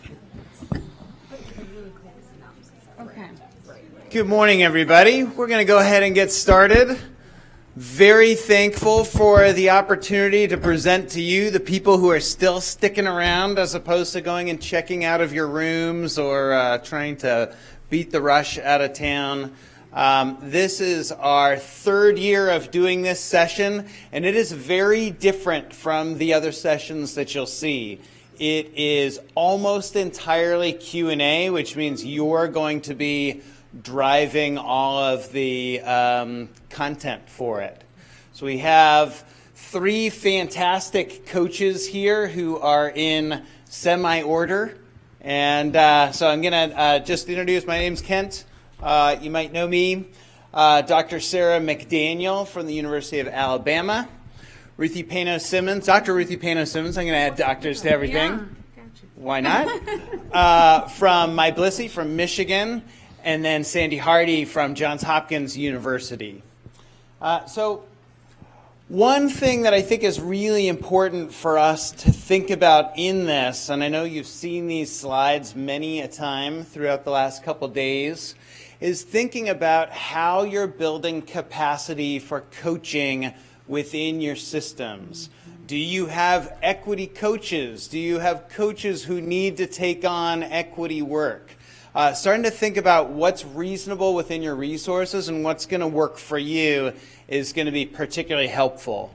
And I think the thing that's really, really nice that we have is we have a few different models of this work. All 3 of our panelists are both researchers and coaches and technical assistance providers. So they're going to be able to share a lot of information with you from a few of those different vantage points. Does that make sense? Okay, so here's what I'm going to ask them to do. This is the last slide I have, okay? We're like serious about this. This is you all doing this. So each panelist is going to introduce themselves. They're going to share a little bit about their project, and they're going to talk about what coaching looks like within their projects. And I think I had maybe said 5 minutes before, because now I'm looking at my presenter notes that say that. So 2 to 5 minutes. How about that? You know, just fit. Do you want to start first, Sarah? Sure. Did you start the timer? We're keeping Just it. kidding. I'll start the timer. Why not? Just kidding. Okay. So Start now. Okay. Can you guys hear me? Okay, good. No? Yes? No? Put it Yes? a little closer. Okay. Can you hear me now? I feel like I'm being deposed. Okay. My name's Sarah McDaniel. I work at the University of Alabama. I also direct our statewide technical assistance center, which is called the Alabama Positive Behavior Support Office. So what I bring to this as a bit of a different perspective is in our state, we still have schools that are under desegregation orders. And so a lot of our schools just stay under those orders, which means they stay under federal regulation and oversight. So in order to get a new building built or buy a new curriculum, they have to get permission from the federal government. So some of our schools and districts would like to get out from under that oversight, so they have to partake in the long process that requires a consent decree. We also have districts that are currently being sued by the Department of Justice and the NAACP. So we kind of inadvertently ended up in this work because we were in schools training and coaching around just PBIS, and then this work kind of bubbled up in, instead of school districts seeing PBIS and equity work as something different, we've worked really hard to say, how can we be a piece of your solution that you're trying to introduce to your district, and how can we fit it into this 3-tiered framework? So my project coordinator is here in the audience. She does a lot of our equity coaching too. And we are currently with 3 school districts that are working with the Department of Justice to get out from underneath their desegregation orders and or out from legal lawsuits. And so that's kind of the perspective that I'll bring to this conversation. Was that 2 minutes? That's perfect. Okay. That was 2 minutes. In a row? Ruthie, sure. Good morning, everybody. My name is Ruthie Painel-Simmons, and thank you for being in this session today. I live in the state of Michigan, and I work for Michigan's Integrated Behavior and Learning Supports Initiative. And what that is an opportunity for us to provide technical assistance to school districts across the state, also regional school districts across the state of Michigan, as they're implementing multi-tiered systems of support and behavior. We have a philosophy that that you have to address behavior in learning, and so we really work to do the integrated model, but we have partners who are focusing on behavior and or academics or both. And so we're also partnering with the PBIS National Center and piloting some of their tools around centering equity to address disproportionality. And so that's the lens that I bring to the table today. I also do work with the Midwest and Plains Equity Center, which is one of the 4 national funded equity assistance centers, and so learning through that really supports some of the learning and work that I'm doing in supporting in Michigan. And I'm like, am I supposed to be saying anything else I'm thinking about? Am I missing anything? You have like a minute left. I have a minute left? Yeah. Oh my gosh. Okay, so I would give some context. In Michigan, we do look at, there are schools with have been identified by the state with significant disproportionality, and we're partnering with some schools who have some significant disproportionality, and we've seen some really high outcomes with the pilot work that we're engaging in. And so we're trying to see, can we get those same outcomes across multiple partners, because we want to really infuse what we're learning into our integrated model. We don't see the equity work as separate from implementing positive behavior supports, right? And we don't see it separate from implementing multi-tiered systems of support. So we are really doing a lot of learning right now, and then seeing how do we integrate that into our work, so that when we say PBIS at a national level, at a local level, we are talking about centering equity in the strongest ways possible. And I think that's enough for now. That sounds great. Okay. We'll hear more from you soon. Thank you. Good morning. I'm Sandy Hardy. I work for Johns Hopkins University. I've been working as a school coach in different capacities for probably about 13, 14 years now. Specifically started on a project called Double Check 9 years ago. And that is a 2-pronged approach where we go into schools and we provide professional development for the entire staff, but then one-on-one teacher coaching. We've done it K through 8, focusing most recently on middle schools, targeting those populations the most at the end of our project. We have 5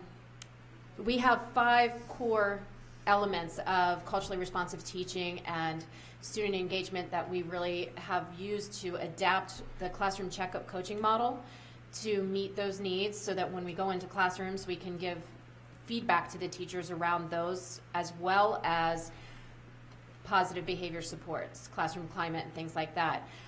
I've also coached at the school level, where I've gone in and worked with administrators and leadership teams around school climate and safety. And so I've done multiple aspects of that. We're trying to get the school to look at what's actually going on, looking at their data, but actually using it as well and interpreting it in different ways, so that they can address the needs of their students when those needs aren't being met, and especially for students who are showing some other some other, needs beyond Tier 1 supports, but beyond what that can support. Great, thank you. So I'm going to open it up to questions, and I should say, just for full disclosure, this session is being broadcast on Facebook Live, so I don't know if that should change the questions you ask or not. I don't think it should. But I've got a few starter questions that I thought we'd go with and then open it up to the audience out there. Does that sound all right? Okay, thank you for the affirmation there. So question number 1, and this is for all of you. Pardon the special effects there. What are some promising strategies for building rapport in doing equity coaching work? And I'm not necessarily picking any one person for this, so feel free to chime in. And then when you ask questions, you might target it toward an individual person or just ask the whole group. Well, I can start off by not answering that question, but I can give a little context as to why that question is very important. So in the work that we've done, if you do not build rapport, it does not go well. So we have seen non-examples of districts really wanting to get out from underneath these orders. And so from the district level, they hire a bunch of lawyers and then they just push down these new mandates that people are doing, which are big systematic changes, like changing the code of conduct and changing their response to how they'll deal with disciplinary infractions or whatever. And then telling the teachers that they need to reduce their disproportionate discipline, but not telling them how, that they are just supposed to do it. So I can kind of give context to why that's important. We have seen that not go well. So the response the educators will have if you don't build rapport is they will hear you say, you just don't want me to enter the data. Or you just don't want me to refer those kids. You just want me to let my classroom go crazy and I'm supposed to not do anything. So unless you build rapport, that piece is so important because they will hear the wrong thing if it feels like it's just a mandate. And we've seen some non-examples of districts who bring these new initiatives down without community and stakeholder input, and then it becomes not theirs and they don't own a piece of it, and so they don't have that buy-in and the rationale for why the work is important. So that's adding context in a non-example way, and then maybe you guys have some positive examples. Great. I just have some strategies that I found that are really helpful working on the ground with school leadership teams. And so some of the things that we've learned is when you're entering into that process, to start by honoring the work that the teams are already engaging in. It's so much easier to be able to have teams process all the things that are going well and that they feel really proud about, and being really intentional about tying them back to the work around positive behavior supports, and having them really identify what is it looking like, feeling like, and sounding like, and then really celebrating those types of things, because then it opens the door to be able to have conversations about what might not be going so well and what might need to be improved. Providing them with skills to be able to talk about issues like race becomes important, and naming it. And so naming it, but then not providing support for how to talk about it can be really difficult and have the opposite outcomes. And so we really do a lot of work around processing the 4 commitments for engaging in courageous conversations about race, and not just hitting them and saying here are the 4, but having them internalize what does it mean to actually commit to each one of them, and then bringing and actually sharing when they're doing it well, kind of like using positive behavior supports in that process. Like, I really like how you just really spoke your truth. Another thing that we do is we really make ourselves vulnerable. So as we're providing professional learning and supporting the teams as they're going through their data review process and looking at disaggregated data, as information or ideas surface, we actually, and I say we, my colleague is probably here in the room somewhere, but we really surface some of our own biases that we have. We talk about areas where we've had to grow, mistakes that we've made. And when we do that, the teams really feel like, well, wow, they're really, sharing some of themselves and not just asking us to expose some of their vulnerabilities. Other things, going into the schools and being present, spending time in their lunchrooms, talking with students, spending time with staff, spending time in the room where students go when there are behavior issues that come up.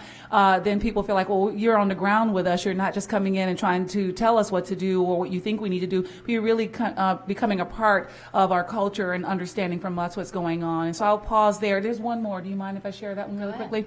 Another one that we found that's really helpful is decentering ourselves as experts. I mean, we have expertise, but what happens when you go in and you're the expert, people tend to turn off what they bring to the experience. And if we're talking about culturally responsive practices and modeling that for adults to do it with students, then we do it with adults. And so allowing them to begin to see what they actually are bringing to the table and centering the work and learning around what they bring to the table. So those are some things that we found to be helpful.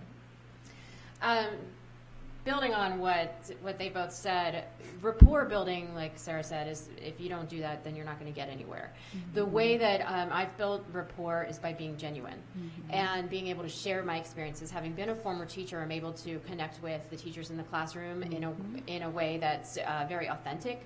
I have a lot of empathy for what they do. I've experienced a lot of the things that they have experienced and that they are experiencing. I think another thing with rapport building is that you have to be flexible with it, and it's actually very individualized. So depending on if you're working, what the teacher is like that you're working with, or if you're working with a leadership team in the building, they're all different. So it's kind of a slow process in the beginning. It's what Ruthie said about being present. Go into the schools and you just get a feel for what's going on. You learn their language and use their language as opposed to yours, and you start to connect with people. We even wrote a chapter in one of our manuals on Double Check around how to build rapport. Some of it seemed like maybe common sense things, but as you bring new coaches onto the project and we're trying to tell them, when you go into a classroom and I see someone with a Pittsburgh Steelers flag, I immediately start I'm a Ravens fan. That's it. It's not where I'm in Maryland. So I'll grab onto something like that. They have a picture of their dog in the classroom. I can't tell you the conversation I had with an AP one time about her dog for half an hour. I mean, it was great. I love dogs. But it's things like that. Sometimes I'm sitting in a school, or I'm walking around in a school, and I'm logging some of the time that I'm doing, the activities that I'm doing, and I'm like, I'm getting paid to go and talk about dogs and football. But that's a huge part of what we have to do. And then you had also talked about not being the expert in the group. Well, here's a lesson learned. The first time that we went to present our project 9 years ago to one of the schools, was our whole research team went together to present, and we're, just starting out. We all go to the school. It's like the first couple of days, pre-service days, and we're all dressed in suits.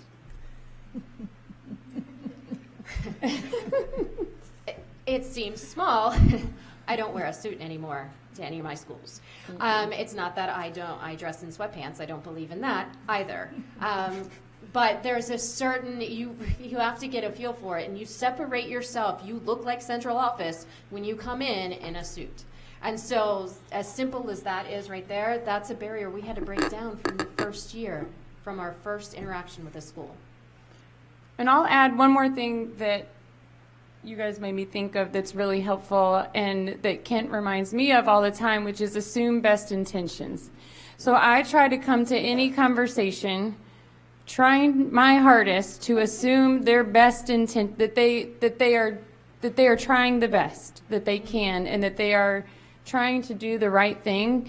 Because as an outsider, it's really easy to pick up on little things that educators say that they don't even realize are huge blind spots, or that are hurtful, or that are dangerous. And so it's difficult work to kind of sit there and try to process it and assume that they are doing the best that they can, and then try to work from the point that they are at. And so assuming best intentions, not jumping to conclusions that they're actually horrible people and have no business being educators. But with some of the conversations that you hear, it's hard to keep that perspective when you're listening to some of the things that actually come out in conversation. But I think that's a good lens to try to stay in and ground yourself in when having those conversations. And just really quickly to build on that, thank you for sharing that, is that timing becomes critical, right? So first starting work, you're going to hear a lot of things where you want to correct it or address it, right? And so if the relationships aren't there, you're kind of processing and calling resources to address it in different ways along the way, but not calling it out as quickly when the relationship isn't there. In 2 years into the pilot work, I could say people first language. I could call it on the spot when they say those tier 3 kids, people first language. But on day 1, I don't do that because it's going to shut a person down to do that. And then helping everyone to know that we are all on a personal and professional journey, some individual, some collective. So where I am may be different from where you are. So understanding that they're moving towards we're all moving towards a certain place and figuring out how to be responsive to that based on things that might be said or done. So they all talked about making sure to show that they didn't feel like experts in the building, but as you can see, these are experts right here, and I'm really excited about the rest of the session. I'm going to do one more starter question related to commitment. And it is, how do you deal with, get past, work with, work forward with white fragility? Who wants to start? Sandy, that's you. Okay, great. Yeah. Go, Sandy. Go, Sandy. Well, first of all, I will say this. Some of the teachers that I work with, they don't want that language, right? So you have to talk around it in order to get to it, which is not always my preferred method of communication. So there's definitely some self-reflection that I have to do and some stepping back that I have to do so that I'm not putting up that barrier right away. I'm also always open to coaching from others. I talk to colleagues about all of this very openly. I share my own experiences, my own biases, my own mistakes with teachers and with administrators, with other colleagues, and I get that support from my other colleagues. I'll go next. So I'm learning as well on this topic. I've been involved in some of this work recently in our community, and I'm learning from one of our group members named Sharonita, and she's a strong African-American woman. And we were trying to, we have a Facebook page that I run. I'm the secret poster of the Facebook page for our community group focused on diversity and equity. And I posted something about, and so our purpose is to try to, educate our white residents about racism and try to teach them something so that we can kind of improve things in our community. And I posted something about white fragility on our Facebook page because I'm assuming that everyone who doesn't know really wants to know, and that when they learn about this concept, a light bulb is going to go off in their minds, and they're going to change their behavior, and they're going to be so grateful that they read this Facebook post about white fragility. And Sharonita had to kindly call me that evening, and she said, Sarah, we really are trying to make a difference in the community. We're not trying to make people mad, and I feel like we probably need to meet some people where they are right now in order so that they can still hear us. And that taught me so much because I was assuming that everyone had ears open and an open mind and wanted to learn. And she really taught me that sometimes, like Ruthie was saying, it's a timing thing. You have to meet people where they are. If you call it out, even though it shouldn't be this way, if you call it out, you can lose some people that would have otherwise been with you if you would have maybe approached it a little bit differently. So I'm still learning that as well, learning that not everybody is in a place where they're looking for personal growth and always trying to be a social justice warrior, and trying to meet people where they are, and I'm still learning that as well. Thank you, Gisela.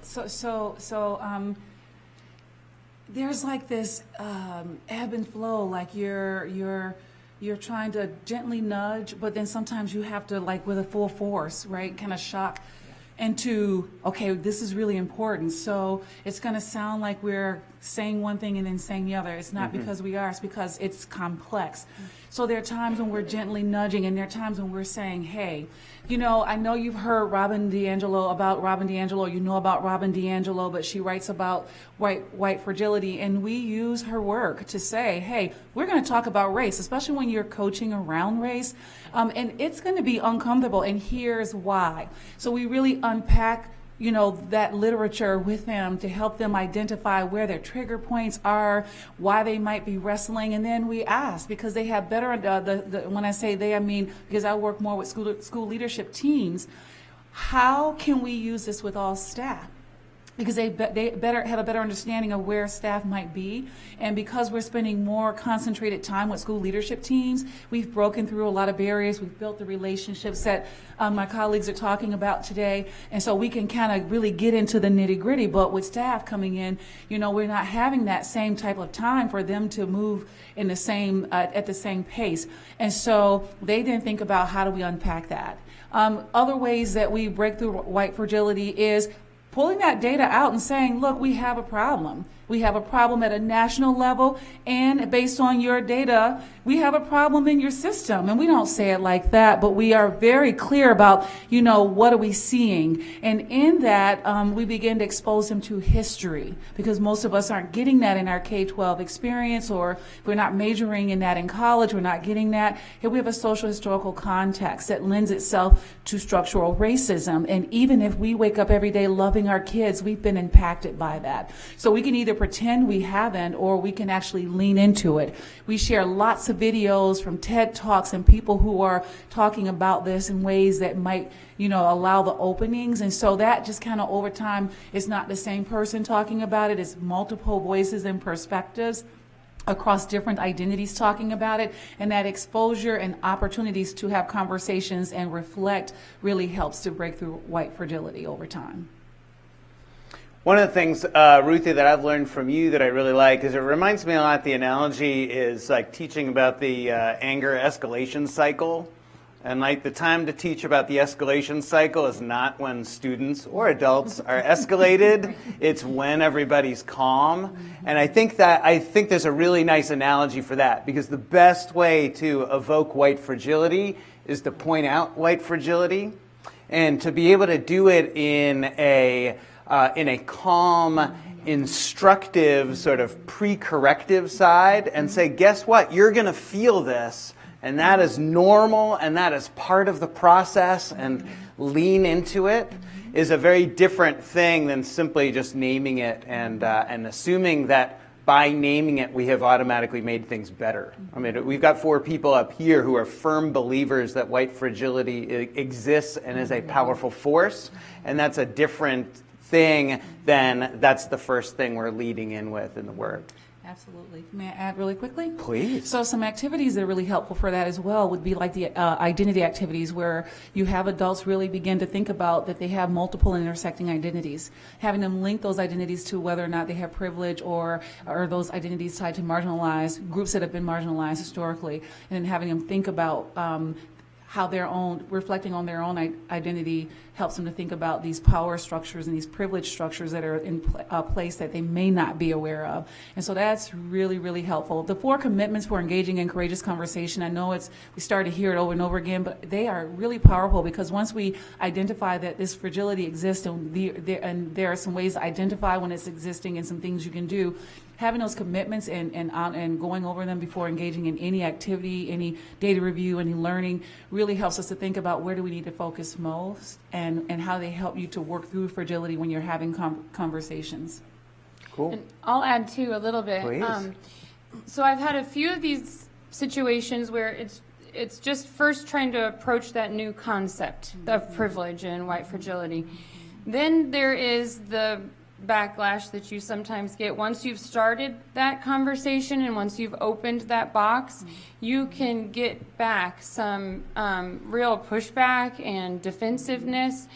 So I try to say, I'll frame it. It's kind of like Jedi mind tricks that kind of we have to do on the kids too. So I'll try to frame it like, you may not struggle with this. This may not happen in your building, but there's this thing that's called privilege. And, based on the fact that we have mostly white educators in this building, but you have 40% Black African American students.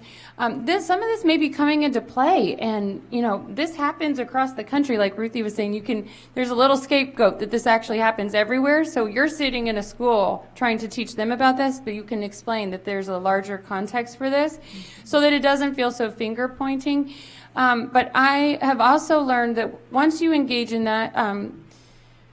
Some people respond very defensively, and they'll say, "That's not me. What are you calling me, a racist? And I love my kids, and I would never do anything. I treat all my kids the same, and I don't see color." And you get all these responses, and sometimes you have to say, "Okay, we're going to pause on that. We can always talk about that again next month, or I'll send you a resource to read on your own." So you have to kind of know when to keep pushing and when to kind of back off and say, okay, if I engage in this right now and I try to convince you that you do have privilege and that it's gotten you where you are, and that also impacts the students in your building, I might not get anywhere. So again, it's kind of knowing when the ears are open and when the people are primed to really hear you, and then knowing when to back off and when to push. It's a little tug, gentle thing. And I think one of the things that I know that I'm hearing from you, but just to clarify, back off does not mean not hold accountable, and does not mean eliminate all discomfort. Right. It means regulate the level of discomfort they're experiencing in the moment, but not shy away from it. Mm-hmm. Be ready with your questions, and I will run around and be Donahue, if anybody remembers that. I need a better reference, but what the heck, something newer. But let me ask one more question, one more starter question, and that is speaking about double-edged swords and how they fit and the importance of it, but how you deal with it. How do you address data and disproportionality data in the coaching that you do? So the best way that I've actually been able to do that in some of the schools that I work with, when I've worked with their leadership teams and getting them to examine their data, is that I actually simply facilitate their evaluation and interpretation of their data.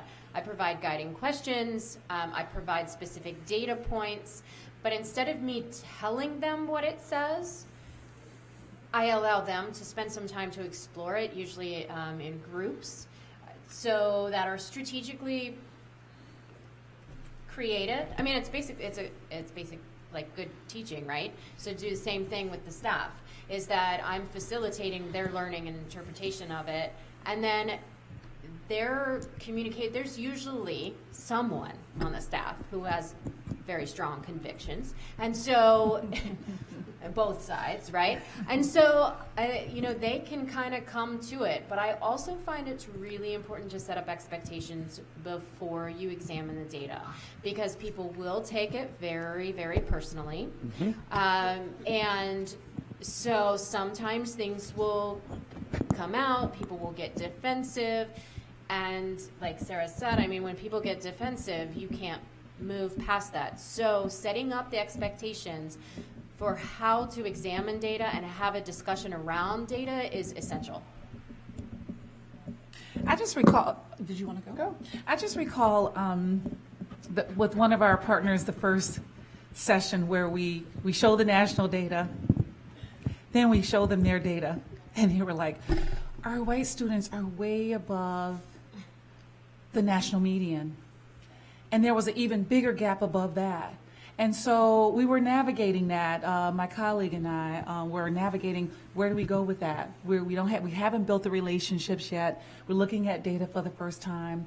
And so we kept asking probing questions to get them to, step back and look at that data even more. And that was a really hard thing to do. And so in that session, we really worked with where they were with looking at the data, and it kind of informed where we needed to work, like going back and planning what learning needs to take place. And what's really exciting is having the guides from the National Center. I mean, if you're implementing PBIS already, you should have a 4-step problem-solving process you're engaging in which most of the schools are that we're working with. And so being able to come back and get into the 4-step problem-solving process where we are consistently looking at data means that we don't have to fix it in the first session. We can allow space for people to see what they see and then continue to come back and go through that same process over and over again, where over time it's like, okay, wow, we have this gap, we need to address it, and how do we do that? And so some of that fragility is being worked out over time through that, getting fluency and really looking at data and problem-solving around data is being worked out over time.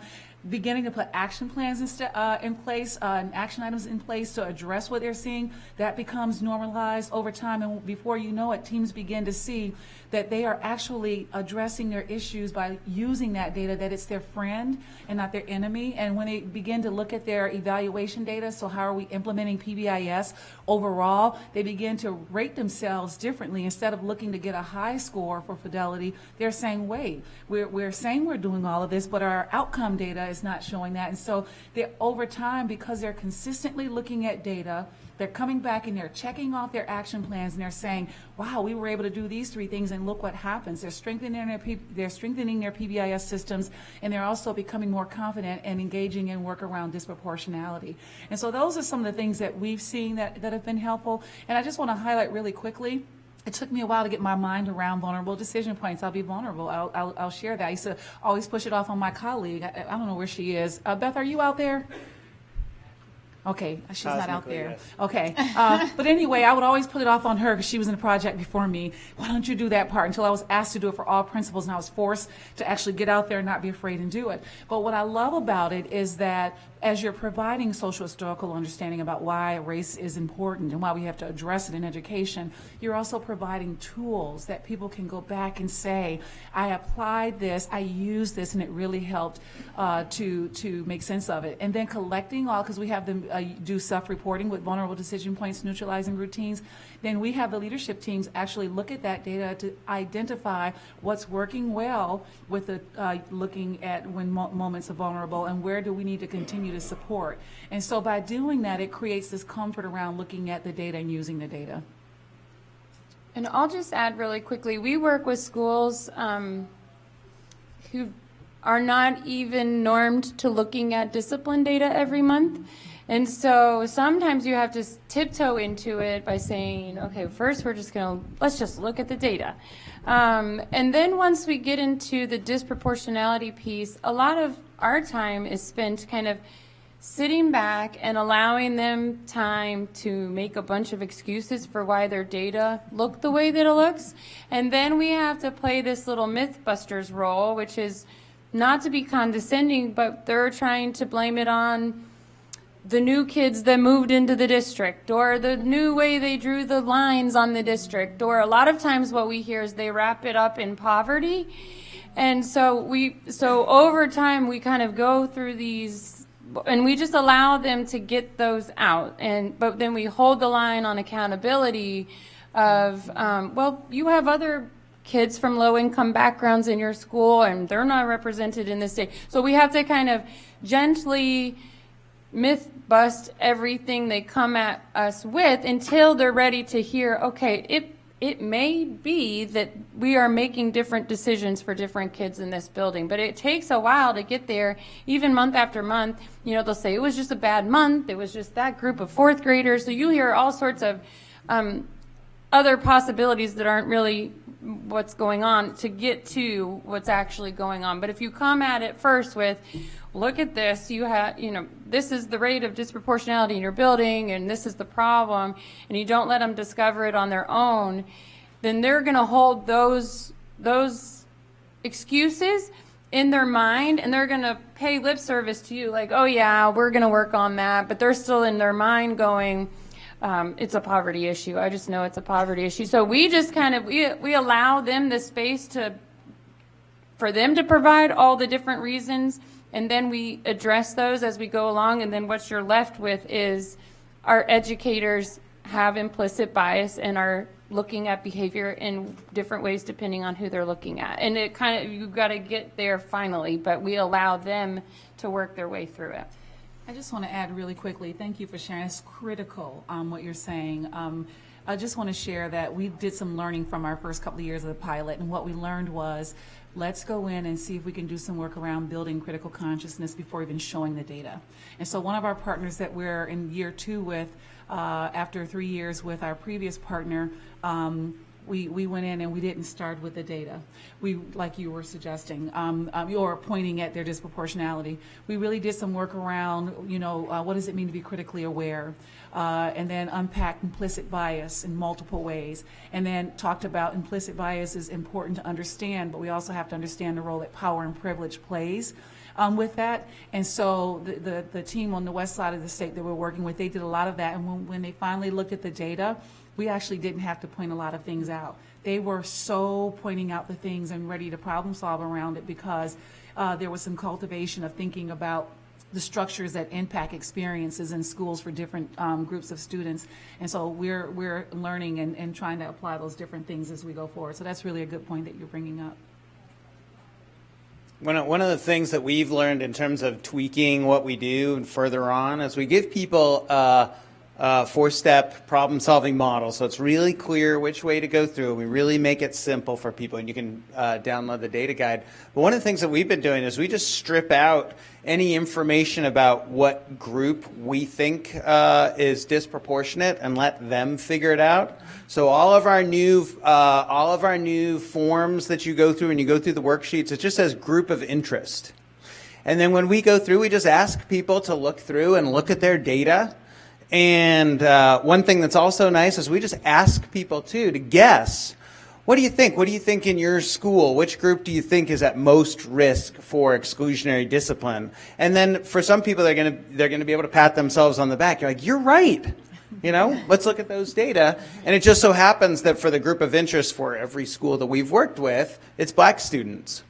But when you go in presupposing that, it's a little bit different than having people name it themselves. And we actually make people name it and write it. We have people writing it up on the wall. We just have the blank. And they fill that in and they own that part of it. And it feels less like here's some people coming in and judging, and it's more like here's some people who are coming in and looking at our data. And we say, if you don't see a problem, great. That'll be good. We'll focus on just improving instruction for everybody for the rest of the day or the rest of the year.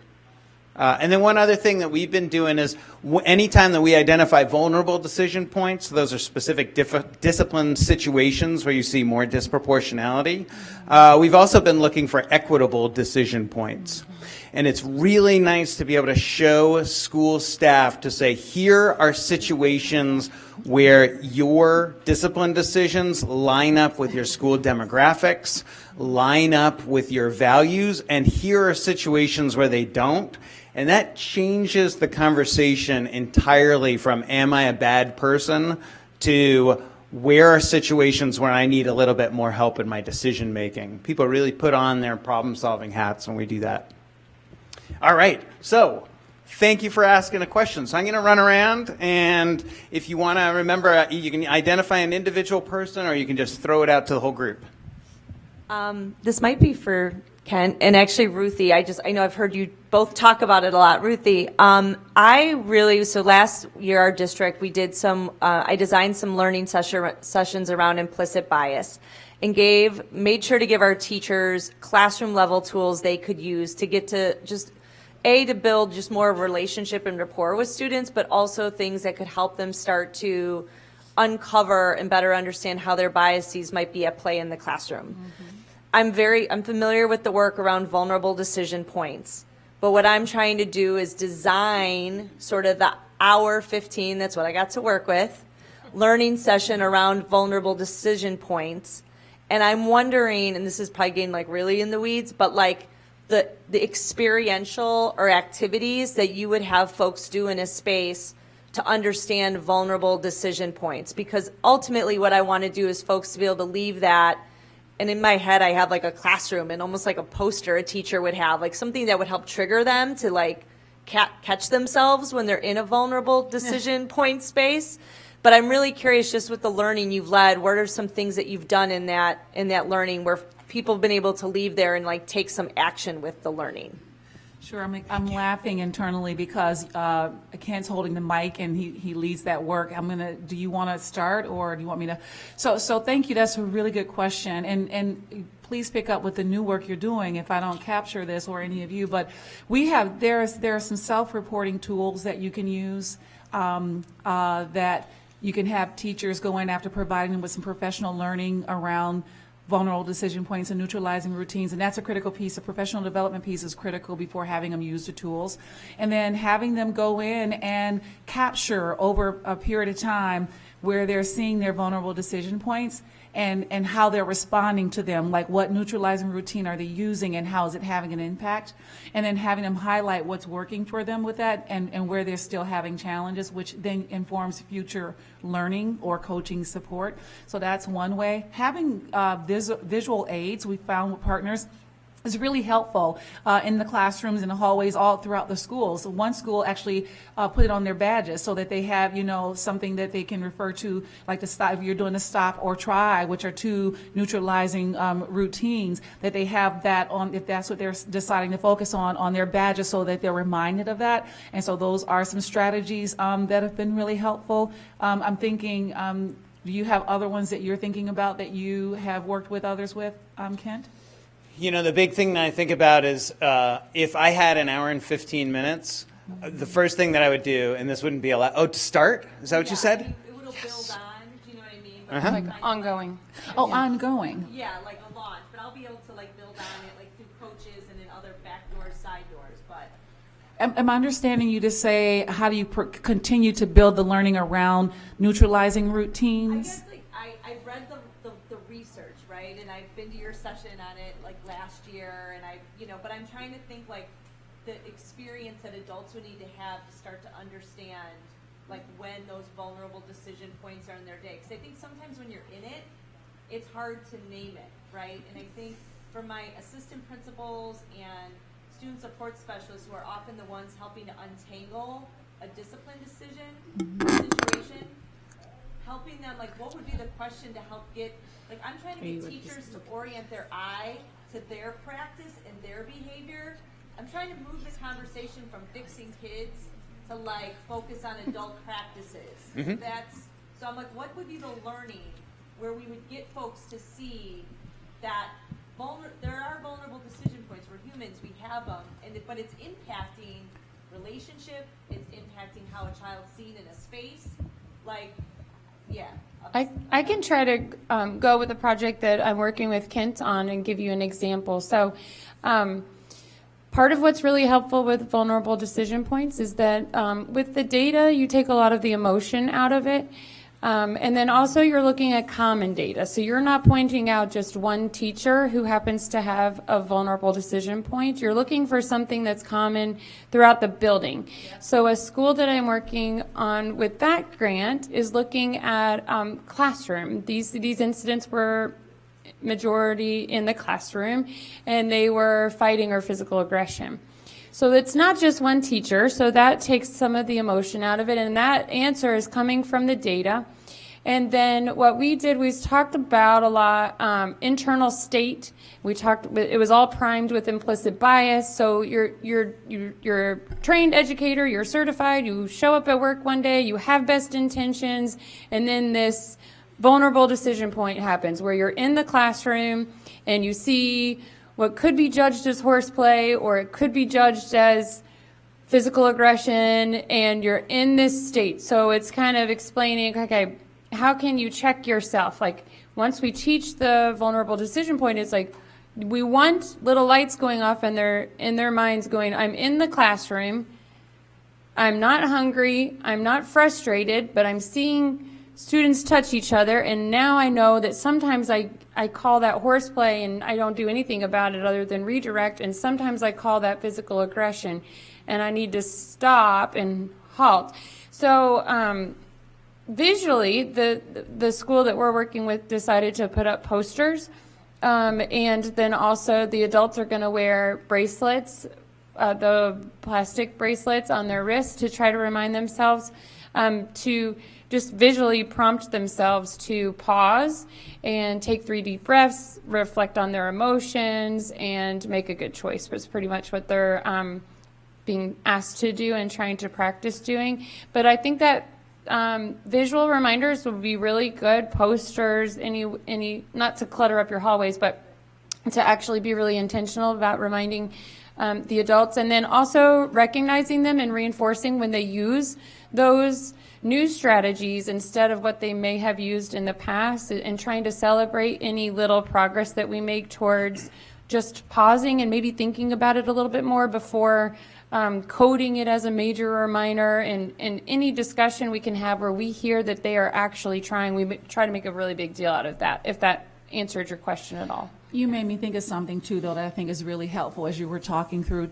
Teachers need reflection and processing time. Mm-hmm. They need time outside of actually going through and using those self-reflecting tools and having the experiences to say, to capture what they experience, and then to talk about it with their colleagues and to see that where there are common themes around it. So providing time and space for teachers to talk about how they're using those neutralizing routines and when they're having vulnerable moments. And I really love how you tied it to a school-wide piece. The other thing is that we have been using the Safe and Inclusive Schools framework. It's out of the Midwest and Plains Equity Center, and what it does is it really helps people to unpack what does it mean to be safe and inclusive, and we talk about that across the 4 domains of being physical, emotional, cultural, and intellectual. And so unpacking, there are questions that teachers can ask about what does it look like, feel like, and sound like, and then tying it to using vulnerable decision points and neutralizing routines identifying vulnerable decision points and using neutralizing routines to support what they're doing in the classroom. So making sure that they understand, what it means to be safe and inclusive beyond just physical, and then tying those neutralizing routines to that. Mm-hmm.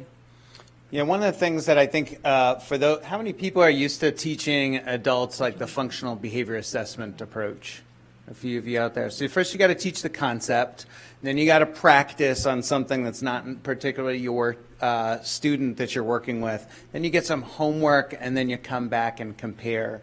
So that's a lot of the work that we do. Is we start with what's the concept, what are the principles, then we move to what does it look like nationally, then we look at what does it look like in your school, and then you get homework for saying, now be social detectives for yourselves and do that work to come back and be able to share what are your own personal vulnerable decision points. And a lot of times people like to share things that are outside of the school setting first. They'll talk about something at home. I'll share vulnerable decision points I have with parenting. And I think that's particularly useful. And then we sort of move closer and closer and closer to the more difficult stuff. And they're already practiced with it, so they already know before they get to the tougher stuff. They already have some skills.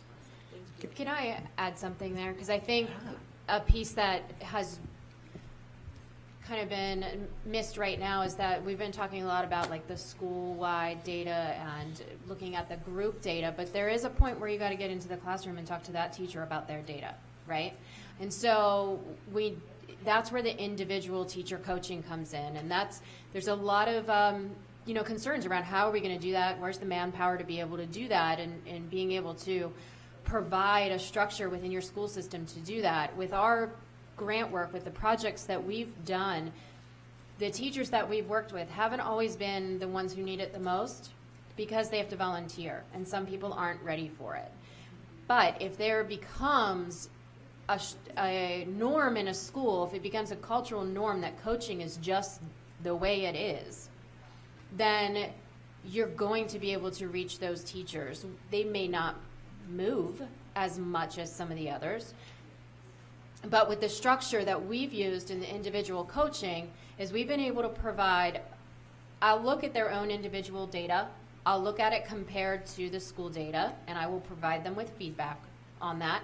I will collect other data points from their classroom, opportunities to respond, praise reprimand ratio, things like that that are very concrete data points that will then allow me to also then talk to them about the evidence that I'm seeing of authentic relationships with all students in their classroom, with how they're connecting to the curriculum for the students to make it engaging, about their effective communication. And some of that is done through their own self-reflection. They fill out a form and provide that to me in the beginning of the coaching process, and then able to bring that into when I provide them with that feedback. And the way that the feedback is provided to them really gives them time. You know, it's very, very structured, and it's not, it's really helped teachers to not be defensive about it. And most of the time, like, very common thing is that a lot of teachers think that they do at least 3-to-1 praise to reprimand ratio, right? Because we are so positive. You mean 1 to 3? No, they believe they're 3-to-1 minimum. But believe it or not, in the data that I've collected across 150 plus classrooms, usually that's not the case. And in their self-report, they've said, yes, I always or almost always provide 3-to-1. But then when I give them the data that, well, you're actually more like 1 to 5. I remember the first time that I was trying to tell a teacher that, I was a little nervous because I was like, they didn't say that they agreed with this. But it was fine because I had data and they were like, yeah, you're right. So if you ask them, they'll say, oh yeah, I'm 3-to-1. But if you present them with the data, they don't deny it, and it's not accusatory, but it's here, and then it opens up for other discussions around communication and communicating with their students. Thanks. All right, other questions?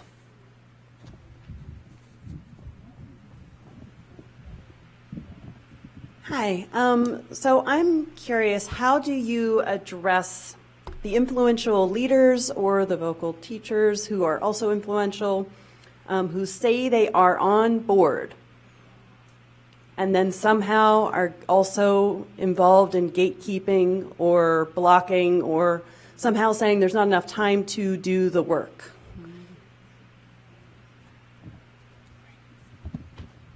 I think some of that would be addressing some of the values that they have. And so first you might have to identify what those values are. In the individual teacher coaching, we do the values assessment, but even with schools, if they're a school leader, they have values written, right? And if they're going to lead that school, they're supposed to be following those values. And so finding a disconnect between what they're doing and what they're saying and bringing that to light in a non-accusatory way is one way that you get that kind of ball rolling. Again, that can be a very slow process. It seems unfair that we have to be going this slow about it. And so I grapple with that sometimes myself because it's 2019. Why are we here? Why aren't we beyond this? But the reality is we're not. And so I think that's one way to just kind of start the ball rolling. Thanks. So some of the ways that I've addressed this has been through professional development, where if you're talking about, I have experience at the district administration level and at the building. I was a principal, I was a curriculum director, and a parent and a teacher. So we have vision and mission statements, right, at that level, and administrators are, they're responsible for carrying that out, and we can have those statements but not be applying them. So sometimes embedded in professional learning is looking at district level data and looking at those mission statements or those vision statements and saying, we're saying all students in our mission statement, but in our data we're seeing that this number of students accessing AP, this number of students, and we see that with discipline this is happening, and just be in graduation rates and beginning to show, hey, here's some celebrations. However, we're not living up to what we said in our mission statement, and having them do some work where they're using matrices and opportunities to talk about why that might be, and then highlighting areas that they want to focus on. When it's done at that level, it provides some collaboration across leadership that they don't always know they're engaging in gatekeeping processes. It's just always been that way. I remember being a principal and being a curriculum director across 2 different districts with amazing educators and seeing every year that the top 10 kids looked exactly the same and no one blinked. And so asking the question, why is that happening? And then once people are becoming aware that that's happening, what do we do about it? And so beginning to engage in conversations around what are the current practices for access into AP courses, for an example, and what are the mindsets tied to those particular practices, and then having people begin to think about, we have to change our structures if we want to see outcomes. We can't just keep talking about it, and then providing learning continued for them to have work sessions to do that type of work. So those are some ways that, and tying it into, I mean, we're getting above the classroom here, but structural decisions impact what happens in the classroom. So really highlighting that for people at the administrative level to say, your decisions every day impact whether or not a child's going to have access to equitable education. So let's unpack that and look at what that looks like and what that sounds like. And then as they begin to see, wow, we're making decisions because that's the way it's always been, and this is what the outcome is, then they can make some decisions about how they want to change that. And that's where we get into strategic planning and policy. So you have to have people at those levels engaging in the process so that they can support the work that needs to be done to change. And I have just a few pointers. I don't have all the answers for that question. First of all, if you don't know who it is, if these people are gatekeeping and sabotaging in secret, that's going to be really, really hard to address. It generally comes out eventually once you build strong enough relationships with people in that school or on that team. So number one, I would assume best intentions. I would assume this person, once I know who it is, I would assume they're doing something that they think is good for the kids, or is good for someone, and I would try to assume best intentions, that they're doing that for a reason. And then my second step would be to try to figure out why, just like we try to figure out why kids are showing us the behavior that they're showing us. So I would try to figure out, why is that teacher telling me she's going to teach that lesson or use that new neutralizing routine, and then going and sabotaging the whole 4th grade team. So why would that be? And mostly the why that I have seen is that I haven't built relationships yet where they trust me, because I'm asking them to do something that they're not comfortable with, and there may be a larger reason why, but then I take that as part of something that I need to work on, instead of just trying to figure out how to uproot this person. Although we don't mind when people with not open mindsets finally figure out they need to retire and move to the mountains, but you just have to work with what you've got. So if you know who it is, then I would say, I would come to it assuming best intentions. Then I would try to figure out the why. Then I would try to figure out what's my part. How can I dig deeper and let this person trust me? And then sometimes it just takes time. And then you could always use more Jedi mind tricks, which would be like when you're talking to all the faculty, you could say, you know what? Sometimes people really think that they look like they're really excited, but really there's a bit of fear with what's going on, and they're not sharing that with us. So sometimes they can look like they're really on board, and then maybe because of that fear, they start talking about this with other people, and it starts to sound like a really negative, bad thing, and so that might happen. It may not happen at your school. So something like that.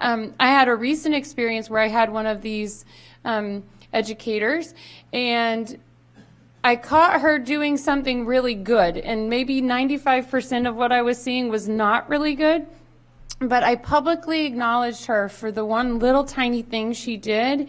And so I kind of flipped her from a non-example saboteur into, look at Miss Martin. Guess what I saw her do today in the hallway? It was really amazing and really helpful for the student.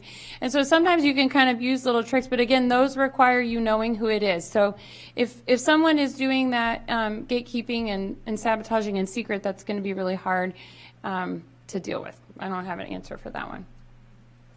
That's also one of the things that we do when we start working with schools and work with a school leadership team, is we want to ask them, who are the people who we need to win over to make this work? So the nerdy term of that is called key opinion leaders. Who are the people, if that person nods and says, yeah, okay, then everyone's going to be like, all right, we're going to do this. And then the other part is who are other people who the other staff look to and would listen to do. And then we actually prime them and say, okay, I'm going to coach you on a particular strategy. And then when we come back in 3 weeks, because we do these spaced out in a 3 or 4 or 5 week timeline, then we come back and that person, we prime them to stand up and give a testimonial.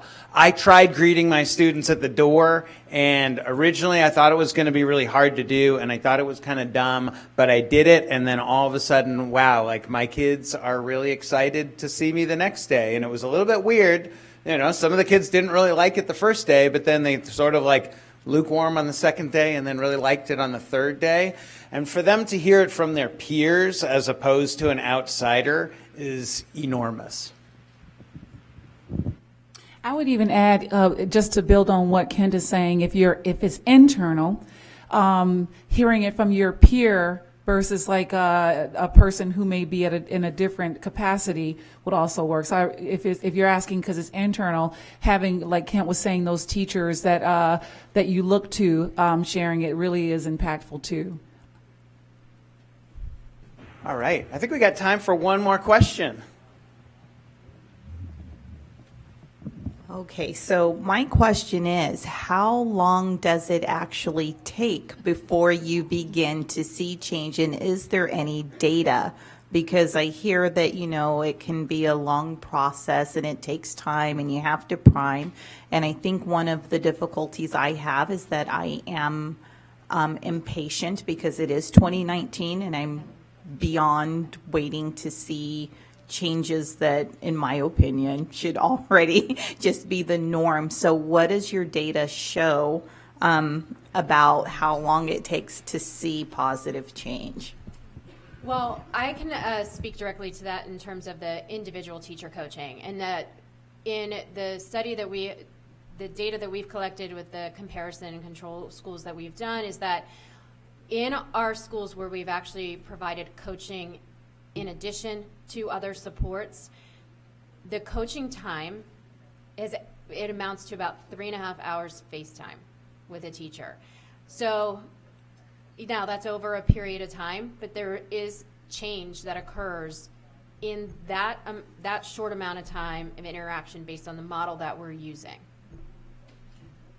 So I can share that from our pilot work, we circling back to earlier conversations where you're cringing when people are talking through the data review process because it's very clear where they are in their journey at that point. But what's really exciting is I had some time to do analysis over conversations over a 3-year period and do some coding, and we saw a shift in how adults were thinking and talking about problem solving for disproportionality by the end of year 1. By the mid to end of year 1, adults had begun to shift from putting the onus on poverty, on family, on all these other external factors to their own actions and their own systems. And so it was really neat to see how that shift took place, and then getting to the second and third year, seeing how some of the staff had begun to shift their conversations in the staff professional development.